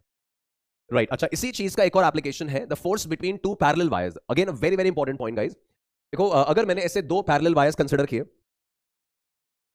करंट कैरिंग वायर्स मैंने कंसिडर किए and placed at a distance D. ये मान लो अगर इसमें I1 करंट ये कैरी कर रहा है और इसके पैरेलल अपन ने एक और वायर प्लेस किया है, this is carrying a current I2। ये I1 I2 करंट है और दोनों डी डिस्टेंस पे अगर है, दोनों के बीच में अगर डी डिस्टेंस है, तो जैसे आप किसी एक के कारण दूसरे पे फोर्स निकालोगे, हम डेरिवेशन पे तो नहीं जाएंगे, इसमें सीधा रिजल्ट की बात कर रहे हैं। तो अगर ऐसे पैरेलल वायर्स हैं तो जैसे फर्स्ट के कारण आप सेकंड के लोकेलिटी में फील्ड निकालो, और फिर सेकंड जो है वो फर्स्ट की मैग्नेटिक फील्ड में पड़ा है तो फोर्स झेलेगा given by BL sine theta. तो जैसे ही वो फोर्स कैलकुलेशन करोगे it comes out as mu naught I1 I2 mu naught I1 I2 upon 2 pi D. ठीक है, ये आपका फोर्स का एक्सप्रेशन आता है, it is mu naught I1 I2 upon 2 pi D. But एक बात ध्यान रखना, this is not the total force experienced by the wire, this is the force experienced पर unit length of the wire. ठीक है, जो वायर्स हैं ये इनके यूनिट लेंथ में पर यूनिट लेंथ इतना फोर्स एक दूसरे पे लगाएंगे। तो जब भी आपने ऐसे वायर्स रखे तो mu naught I1 I2 upon 2 pi D apply करोगे जब पैरेलल वायर्स होंगे तो ही, और इससे पता चलेगा कि यूनिट लेंथ में कितना फोर्स लग रहा है। अब यूनिट लेंथ में अगर इतना फोर्स लग रहा है तो ओवरऑल लेंथ में कितना फोर्स लगेगा उसके लिए सामने वाले की लेंथ से मल्टीप्लाई करो, है ना। तो अगर टोटल फोर्स निकालना है तो फोर्स पर यूनिट लेंथ तो आपको इससे मिल जाएगा, mu naught I1 I2 upon 2 pi D करके फोर्स पर यूनिट लेंथ तो मिल जाएगा। अब टोटल फोर्स कितना लग रहा है तो सामने वाले की लेंथ से मल्टीप्लाई कर दो तो टोटल फोर्स मिलेगा, वो भी अपन देख लेंगे, है ना। तो एक तो स्टैंडर्ड फॉर्मूला है। इसमें गाइस ध्यान रखेंगे when there are like currents in the wire, जो वायर में एक जैसे करंट से सेम डायरेक्शन में है, in that case the type of force will be attractive। Charges से विपरीत रिजल्ट है, like charges repel unlike charges attract, यहां अलग है, like currents attract unlike currents repel. Derive नहीं करेंगे, सीधा रिजल्ट के फॉर्म में ही बात कर रहे हैं। जैसे ये लाइक करंट्स कहलाएंगे तो एक दूसरे को अट्रैक्टिव फोर्स लगा रहे हैं इतना, 1 भी 2 पे इतना ही लगाएगा, 2 भी 1 पे इतना लगाएगा, और ये अनलाइक करंट्स होते तो इतना ही फोर्स से एक दूसरे को रिपेल कर रहे होते, दूर की तरफ जाने की टेंडेंसी होती। So whenever we have parallel wires, the force acting between them, it's mu naught I1 I2 upon 2 pi d, but this is force acting per unit length of the wire. ये वही लिखा हुआ है like and unlike वाला matter. Right, see the application next. Okay, next point आ रहा है दोस्तों कि जब आप एक current carrying loop एक यूनिफॉर्म मैग्नेटिक फील्ड में रखते हो तो it does not experience any net force. ये अपन जानते हैं कि वो नेट फोर्स तो कुछ भी एक्सपीरियंस नहीं करता, but it experience is a net torque. जैसे इलेक्ट्रिक डायपोल में होता था कि इलेक्ट्रिक डायपोल को यूनिफॉर्म इलेक्ट्रिक फील्ड में रखोगे तो नेट फोर्स 0 हो जाता है, बट नेट टॉर्क आता था P cross E P sine theta. उसी तरह से जब एक करंट कैरिंग लूप को यूनिफॉर्म मैग्नेटिक फील्ड में रख रहे हो तो it does not experience a net force but it may experience a net torque. उस टॉर्क को अपन ने इस टॉपिक में इंट्रोड्यूस किया है दोस्तों, सीधा फॉर्मूला लिखेंगे, डिराइव नहीं कर पाएंगे। That torque is given by N I A cross B, it is N I A cross B. ठीक है, मैग्नीट्यूड की अगर अपन बात करें तो magnitude can be written as torque equals to N I A B sine theta. Right, this theta is the angle between area vector and the magnetic field. इसमें again मैं अलर्ट करूंगा आपको कि थीटा जो है that is the angle between the area vector and the magnetic field. तो ए और B में थीटा एंगल है और टॉर्क जो इस पे लगेगा that is given by N I A B sine theta. N is the number of turns, I is the current, A is area, B magnetic field, theta उन दोनों के बीच का एंगल। अब दोस्तों आप रिकॉल करो, अपन ने इसी चैप्टर की शुरुआत में एक मैग्नेटिक मोमेंट टर्म डिस्कस किया था, which is N I A. A current carrying loop behaves as a magnetic dipole, बात हुई थी अपनी, और मैग्नेटिक डायपोल की तरह बिहेव कर रहा है, तो it is going to have a magnetic moment given by N I A. तो ये जो टर्म आपको नजर आ रहा है this can be written as the magnetic moment. N I A को अपन लिख सकते हैं एम, एम या म्यू कहा था मैंने, मैग्नेटिक मोमेंट एम या म्यू। तो this torque can be written as M B sine theta. ठीक है, या वेक्टर फॉर्म में अपन देखें that torque can be written as M cross B. तो whenever a current carrying loop is placed in a uniform magnetic field, experiences a torque. वो torque is given by NIAB sin theta, or we can write it as MB sin theta. And दोस्तों, it is resembling the torque experienced by an electric dipole. ध्यान रखने का best तरीका यहाँ पे यही है कि इलेक्ट्रिक डायपोल को जब फील्ड में रखते थे तो उस पर टॉर्क लगता था P cross E, PE sin theta. ऐसी मैग्नेटिक डायपोल को जब रखा है तो वो टॉर्क एक्सपीरियंस कर रहा है M cross B. P electric dipole moment की जगह मैग्नेटिक डायपोल मोमेंट M आ गया, और इलेक्ट्रिक फील्ड E की जगह मैग्नेटिक फील्ड B आ गया. तो P क्रॉस E की जगह it becomes M cross B. Formula वैसा ही है, बट हाँ, ये M क्रॉस B के फॉर्म में आ रहा है instead of P cross E. ये तो टॉर्क का रिजल्ट ध्यान रखेंगे. सेकेंडली गाइज, देखो कई बार क्वेश्चंस में ये बात आती है that if the loop is placed, ये अपन कई बार गड़बड़ कर जाते हैं, that the loop is placed perpendicular to field. अब लूप को अगर फील्ड के परपेंडिकुलर रखा है तो आप देखिए एंगल 90 डिग्री नहीं लेना है इस केस में. यहां पे लूप फील्ड के परपेंडिकुलर है. आपको एंगल जो लेना है ना NIAB sin थीटा में, वो एंगल आपको लेना है एरिया वेक्टर और मैग्नेटिक फील्ड के बीच में. तो मान लो अगर मैग्नेटिक फील्ड लगा रखी है ऐसे, और जो शीट अपन ने रखा है वो इस तरह से रखा है, ये अपना वो लूप है, करंट कैरिंग लूप. तो current carrying loop is placed perpendicular to the field, but हमें NIAB sin थीटा में जो थीटा लेना है वो एरिया और मैग्नेटिक फील्ड के बीच का है. तो एरिया और मैग्नेटिक फील्ड के बीच में एंगल देखोगे तो वो एंगल दोस्तों आपको ये वाला मिलेगा, ये एरिया वेक्टर आएगा इसका. We know that area vector जो है वो लूप के सरफेस के परपेंडिकुलर आता है. तो एरिया वेक्टर और मैग्नेटिक फील्ड यहां पे 0 डिग्री एंगल पे आ गए. तो ऐसे केस में ऑब्वियसली टॉर्क जो आएगा that is NIAB sin theta, theta 0 degree, तो टॉर्क कम्स आउट एज 0. तो whenever the loop is placed perpendicular to field, perpendicular word से 90 डिग्री एंगल मत उठा लेना, ये लूप फील्ड के परपेंडिकुलर है और हमें एंगल एरिया वेक्टर और फील्ड के बीच में चाहिए, लूप और फील्ड के बीच में नहीं चाहिए. तो एरिया वेक्टर और मैग्नेटिक फील्ड के बीच में एंगल 0 डिग्री है, या 180 भी हो सकता था, दोनों केस में टॉर्क 0 है. In case loop is placed along the field, ठीक है. लूप को अगर फील्ड के अलोंग अपने प्लेस किया है तो ये आपने मैग्नेटिक फील्ड बनाई, और मैग्नेटिक फील्ड जो है वो लूप को ग्रेज कर रही है, फील्ड के अलोंग अपने लूप प्लेस किया है. तो अब सिचुएशन ऐसी बनेगी, आपने लूप जो है ये फील्ड के अलोंग रख दिया ऐसे. तो दोस्तों अब इसका जो एरिया वेक्टर आएगा वो कहां बनेगा, that area vector is going to be perpendicular, यहां पे ये आपका एरिया वेक्टर बन रहा है, और इस बार एरिया वेक्टर और मैग्नेटिक फील्ड के बीच में एंगल 90 डिग्री है. तो that torque is going to be MB sin theta, MB sin 90, that torque is going to be maximum. इस फर्क को ध्यान रखना है कि लूप अगर फील्ड के अलोंग रखा है तो फील्ड और लूप में 0 डिग्री एंगल है, बट हमें वो थोड़ी चाहिए, हमें तो एरिया वेक्टर और फील्ड के बीच में एंगल चाहिए जो 90 बन गया मैक्सिमम टॉर्क, और वहां 0 बन गया तो 0 टॉर्क. एक और चीज बता दूं कि जब आप टॉर्क निकालोगे तो यहां पे आपको ये एरिया वेक्टर चाहिए.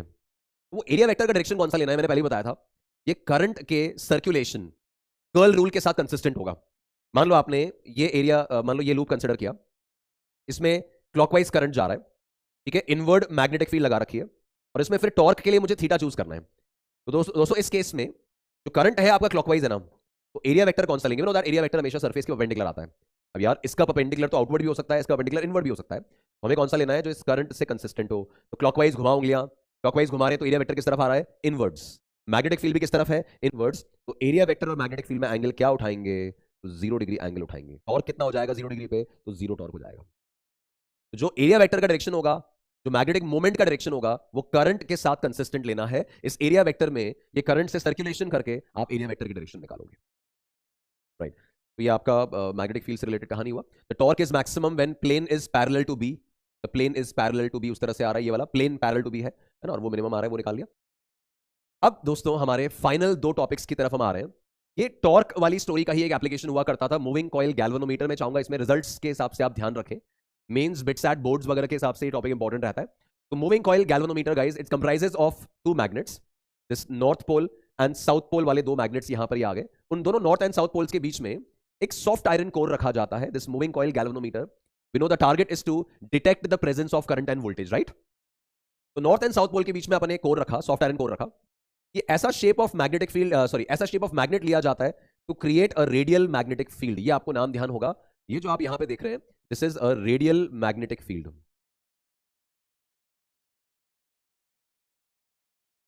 हमें यहां पे एरिया वेक्टर और मैग्नेटिक फील्ड में 90 डिग्री एंगल बना के रखना है. तो NIAB sin theta, NIAB sin 90, maximum torque generate होगा. रेडियल मैग्नेटिक फील्ड ऐसा जनरेट किया हुआ है. फिर इसके बाद एक कॉइल है यहां पे, एक कॉइल अपन ने जो इस आयरन कोर के ऊपर ऐसे रैप कर रखी है. इसी कॉइल में अपन करंट चलाएंगे, और वो current carrying coil placed in a magnetic field का केस बनेगा व्हिच एक्सपीरियंसेस द टॉर्क. ये इस बॉल के ऊपर एक कॉइल रैप किया हुआ है, उस कॉइल में अपन करंट चलाएंगे, और वो current carrying coil placed in a magnetic field का सिचुएशन बनेगा, और उसके कारण वो कॉइल घूमेगी, कॉइल घूमेगा तो पॉइंटर घूमेगा, पॉइंटर घूमेगा तो वहां पे आपको कुछ डिफ्लेक्शंस वगैरह नजर आ जाएंगे। दोस्तों इसमें एक तो ये कॉइल हो गया जो मैंने बोला ऐसे रैप किया हुआ है, अलॉन्ग विद दैट एक बीच में स्प्रिंग लगा के रखते हैं ऐसे स्पाइरल के फॉर्म में। तो इसका रोल होता है, स्प्रिंग का रोल होता है इस कॉइल के रोटेशन को काउंटर करना। ये कॉइल घूमने की कोशिश करेगा, जैसे कॉइल घूमने की कोशिश करेगा तो स्प्रिंग जो है वो अपने स्पाइरल में कंप्रेस हो जाएगा। तो मैग्नेटिक फील्ड का टॉर्क जो है वो कॉइल को ऐसे घुमा रहा है, स्प्रिंग जो है वो स्पाइरल होने के बाद उसको ऐसे धक्का दे रहा है, और जहां पे इन दोनों की टॉर्क बैलेंस हो जाएंगी, इन दोनों की मैग्नेटिक फील्ड की टॉर्क और स्प्रिंग वाले स्पाइरल की टॉर्क जहां बैलेंस हो जाएंगी वहां ये कॉइल रुकेगा, पॉइंटर रुकेगा, और आप बोलेंगे भाई ये डिफ्लेक्शन आ गया, ये डिफ्लेक्शन स्थिर हो गया।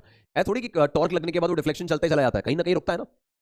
अच्छा, जैसे ही आप करंट विड्रॉ करोगे उस कॉइल में से करंट खत्म, तो कॉइल में टॉर्क खत्म, बट स्प्रिंग कंप्रेस्ड था, स्पाइरल वाला स्प्रिंग कंप्रेस है, तो वो उसको वापस नॉर्मल कर देगा। मतलब पहले मैग्नेटिक फील्ड के टॉर्क की वजह से कॉइल घूमा, कॉइल घूमा तो उसके कारण स्प्रिंग ट्विस्ट होकर अंदर कंप्रेस हुई, उसने स्प्रिंग ने धक्का दिया, तो जहां भी मैग्नेटिक फील्ड का टॉर्क और स्प्रिंग का टॉर्क बैलेंस होंगे वहां पॉइंटर रुक जाएगा, वो आपको डिफ्लेक्शन मिल गया फाई।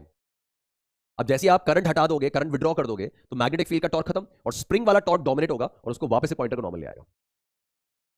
तो उसमें मैग्नेटिक फील्ड का टॉर्क कितना लगेगा, तो हो गया NIAB sin 90, रेडियल फील्ड से थीटा 90 इंश्योर्ड है, तो टॉर्क हो गया NIAB। वो टॉर्क बैलेंस होगा स्प्रिंग के टॉर्क से K फाई, K है torsional constant of that spring, कितना वो स्पाइरल हो सकता है, कितना वो कंप्रेस हो सकता है, नहीं हो सकता। तो NIAB sin theta, NIAB sin 90, NIAB वो तो मैग्नेटिक फील्ड का टॉर्क हो गया। K फाई बैलेंसिंग टॉर्क है जो स्प्रिंग ने प्रोवाइड किया था, और जहां जाकर ये दोनों बैलेंस हो जाएंगे ना, वहां पे कॉइल घूमना बंद हो जाएगी, वहां पॉइंटर घूमना बंद हो जाएगा। अल्टीमेटली ये रिलेशन स्टैब्लिश हुआ that NIAB is balanced with K phi. K is the torsional constant of the spring and phi is that deflection, कितना एंगल से घुमा है या स्प्रिंग कितना एंगल से टर्न हुई थी, ट्विस्ट हुई थी। तो यहां से दोस्तों phi का वैल्यू निकाले तो आ रहा है NBA upon K times I, है ना। This phi comes out as NBA upon K times I, और बेसिकली हमने प्रूव कर दिया that phi is directly proportional to I। कि जितना ज्यादा करंट गैल्वेनोमीटर में से भेजोगे उतना ज्यादा डिफ्लेक्शन उसके अंदर आएगा, उतना ज्यादा फाई अपन को ऑब्टेन होगा। एंड प्रोपोर्शनलिटी कांस्टेंट्स में दिख रहे हैं NBA अपॉन K, ध्यान रखना है फॉर्मूला मूविंग कॉइल गैल्वेनोमीटर में ये एक ही मेन है जो अपन को काम में आता है, that phi is NBA by K into I। अब इसके बेसिस पे तीन नाम इसमें डिस्क्राइब होते हैं गाइस, इंफॉर्मेशन है, ध्यान रखिए, भूलना नहीं, एग्जाम्स में डेफिनेटली बहुत जगह काम आ जाएगा ये। एक आता है करंट सेंसिटिविटी। करंट सेंसिटिविटी का मतलब है the amount of deflection per unit current, कि 1 एम्पियर करंट भेजने से पॉइंटर कितना अमाउंट से डिफ्लेक्ट हो रहा है, that is the current sensitivity phi upon I। तो deflection per unit current is called the current sensitivity. तो इस वाले फॉर्मूले में से देखें तो फाई अपॉन I कितना आ जाएगा, NBA बाय K। तो इसके अंदर मोस्टली ये वाला पोर्शन ज्यादा इंपॉर्टेंट होता है। तो डिफ्लेक्शन पर यूनिट करंट भाई ज्यादा सेंसिटिव है, ऐसा कब कहा जाएगा, जब छोटा सा करंट डालते ही ज्यादा डिफ्लेक्शन प्रोड्यूस हो रहे हैं। तो पर यूनिट करंट कितना डिफ्लेक्शन आ रहा है उसको करंट सेंसिटिविटी कहा जाता है। तो एक होता है इसी का reciprocal which is current per unit deflection. ये तो है डिफ्लेक्शन पर यूनिट करंट, और अपन देखेंगे current per unit deflection I upon phi, कि यूनिट डिफ्लेक्शन लाने के लिए कितना करंट भेजना है। यहां यूनिट करंट भेजने से कितना डिफ्लेक्शन आया, और यहां यूनिट डिफ्लेक्शन लाने के लिए कितना करंट भेजना है, उसको बोला जाता है फिगर ऑफ मेरिट। वो इसी का रेसिप्रोकल है, करंट सेंसिटिविटी का ही रेसिप्रोकल है, तो ये बन जाएगा K अपॉन NBA। ठीक है, और एक वोल्टेज सेंसिटिविटी आता है, that is deflection per unit voltage. तो डिफ्लेक्शन पर यूनिट करंट था, अब निकालना डिफ्लेक्शन पर यूनिट वोल्टेज, कि 1 वोल्ट पोटेंशियल डिफरेंस के बदले कितना डिफ्लेक्शन आया, पॉइंटर कितना आगे गया, दैट इज वोल्टेज सेंसिटिविटी। तो दोस्तों इसी एक्सप्रेशन को अगर मैं फाई वोल्टेज से डिवाइड कर दूं, फाई अपॉन V, तो ये बन जाएगा NBA by K I upon V। तो NBA by K I upon V, और I अपॉन V को अपन लिख सकते हैं 1 upon R, resistance R, V equals to IR, तो I अपॉन V बन गया 1 by R। Voltage sensitivity is dependent on the resistance of the wire being used in that moving coil galvanometer. तो current sensitivity phi upon I है, deflection per unit current, figure of merit I upon phi है, current per unit deflection, और फिर उसके बाद last term जो है voltage sensitivity, that is phi upon V, that's deflection per unit voltage, phi upon V deflection per unit voltage.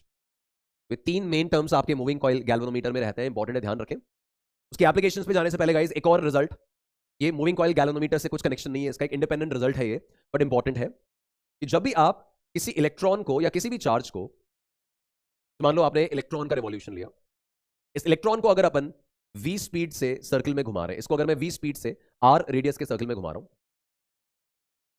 तो इस V speed से जब इस सर्कल में घूमेगा तो कुछ ना कुछ करंट कॉन्स्टिट्यूट कर बैठेगा। तो ये करंट कितना कॉन्स्टिट्यूट करता है, we know that this average current is charge upon time. तो चार्ज तो हो गया E, और टाइम हो गया एक राउंड का 2 पाई R बाई V, सही। तो यहां से करंट की वैल्यू आ गई एज EV अपॉन 2 पाई R। अब ये एक तरह से करंट कैरिंग लूप की तरह काम करने लगा, और करंट कैरिंग लूप होगा तो एक मैग्नेटिक मोमेंट भी होगा इसका, है ना, सिंस ये इलेक्ट्रॉन रिवॉल्व कर रहा है, इलेक्ट्रॉन मूव करेगा, चार्ज मूव करेगा तो करंट कॉन्स्टिट्यूट हो रहा है, और करंट कॉन्स्टिट्यूट हो रहा है तो करंट कैरिंग वायर की तरह काम कर रहा है, और करंट कैरिंग लूप है तो मैग्नेटिक मोमेंट होगा। दैट मैग्नेटिक मोमेंट म्यू से रिप्रेजेंट कर रहा हूं मैं एम की जगह, बिकॉज एम यहां मास के लिए काम में लेना पड़ेगा मुझे। तो magnetic moment is NIA, N is number of turns 1, I is EV upon 2 pi R, and A is area, area हो गया आपका पाई R स्क्वायर। इसको जब आप डिराइव करते हो ना तो मैग्नेटिक मोमेंट आ जाता है आपका EV, पाई कैंसिल, R एक कैंसिल, EV R बाय 2। ठीक है, ये आ गया EV R बाय 2। अब इसको अगर मैं मास से मल्टीप्लाई डिवाइड करूं, ऑल्दो गाइस डेरिवेशन रिक्वायर्ड नहीं है, बट मैं अंडरस्टैंडिंग के लिए बता रहा हूं, मास से मल्टीप्लाई डिवाइड करूं तो न्यूमरेटर में जो ये MV आ रही है, MV R क्या बन गया, ये बन गया angular momentum. MV R is angular momentum, MV R sin theta, तो ये आपका आ जाएगा। और इस E को अगर डिनोमिनेटर में ले आए म्यू के, तो म्यू बाय E की वैल्यू आ गई, म्यू बाय E की वैल्यू आ गई MV R मतलब angular momentum L upon 2m। ये एक्चुअली एक रिजल्ट है called the gyromagnetic ratio, the ratio of magnetic moment, sorry, इस चार्ज को यहां लाने की जगह ये MVR जो है ना, MVR एंगुलर मोमेंटम, उस एंगुलर मोमेंटम को डिनोमिनेटर में ले आओ, एक ही बात है। तो ये वैल्यू आ रहा है आपका E बाय 2m के बराबर। तो रिजल्ट एक्चुअली ये है कि आपका the ratio of magnetic moment and the angular momentum is a constant, the ratio of magnetic moment and the angular momentum is a constant. इसमें आप E की वैल्यू इलेक्ट्रॉनिक चार्ज रख दो, M मास ऑफ इलेक्ट्रॉन रख दो, तो एक fixed value आएगी called the gyromagnetic ratio. Electron के केस में उस वैल्यू को गायरोमैग्नेटिक रेशियो कहा जाता है। बट इन जनरल दोस्तों, अगर ये इलेक्ट्रॉन की जगह कोई क्यू चार्ज होता ना, अगर ये कोई क्यू चार्ज होता तो इसमें बस यहां क्यू आता, लास्ट तक वही चलता, और म्यू बाय एल की वैल्यू आती क्यू बाय 2m। ये जनरल एप्लीकेशन हमारे न्यूमेरिकल्स में इंपॉर्टेंट है, दैट द रेशियो ऑफ, किसका रेशियो है, the ratio of magnetic moment mu and the angular momentum L is always a constant, and वो constant कितना आ रहा है, इट्स क्यू बाय 2m।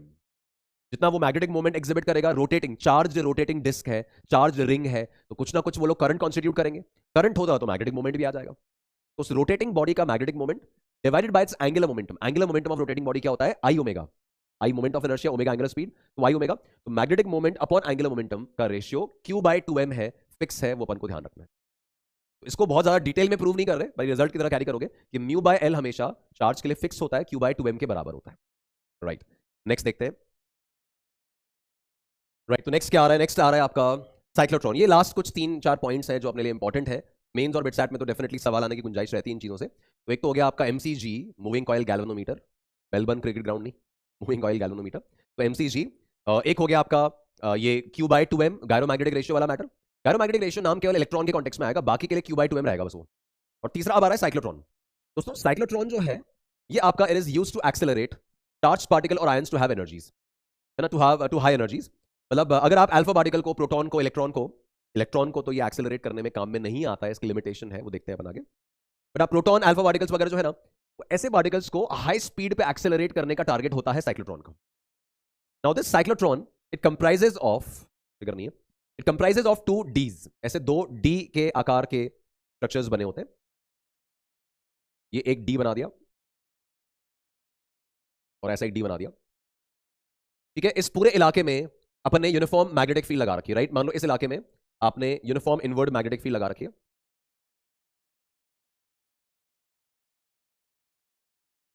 ठीक है। और ये जो 2 आपको डीज नजर आ रहे हैं, इनके बीच में अपन एक ऑसिलेटर लगा रखा है। ऑसिलेटर मतलब एक AC सोर्स लगा रखा है जो अपनी पोलैरिटी समय के साथ साथ चेंज कर रहा है। इसकी कुछ फ्रीक्वेंसी है FA।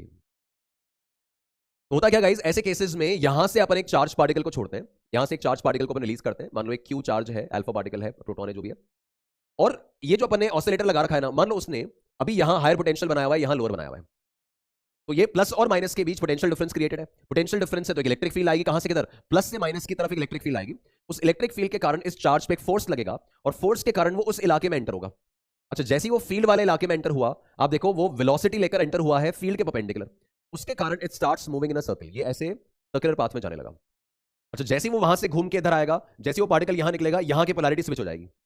जैसी पोलैरिटी स्विच हुई, यहां प्लस और यहां माइनस, तो इलेक्ट्रिक फील्ड इधर प्लस से माइनस की तरफ आ गई। तो इलेक्ट्रॉन को, या इस चार्ज को, सॉरी, इस चार्ज को और इस तरफ धक्का पड़ा, और यहां पे एक हायर स्पीड के साथ वो एंटर हुआ। हायर स्पीड के साथ एंटर होगा तो ऑब्वियसली एक हायर रेडियस में, यहां पे पहले घूम गया था, यहां आते ही जितनी देर में इसने अपना सेमी सर्कल पूरा किया ना, उतनी देर में इन्होंने अपनी पोलैरिटी स्विच कर ली, वहां प्लस और यहां माइनस।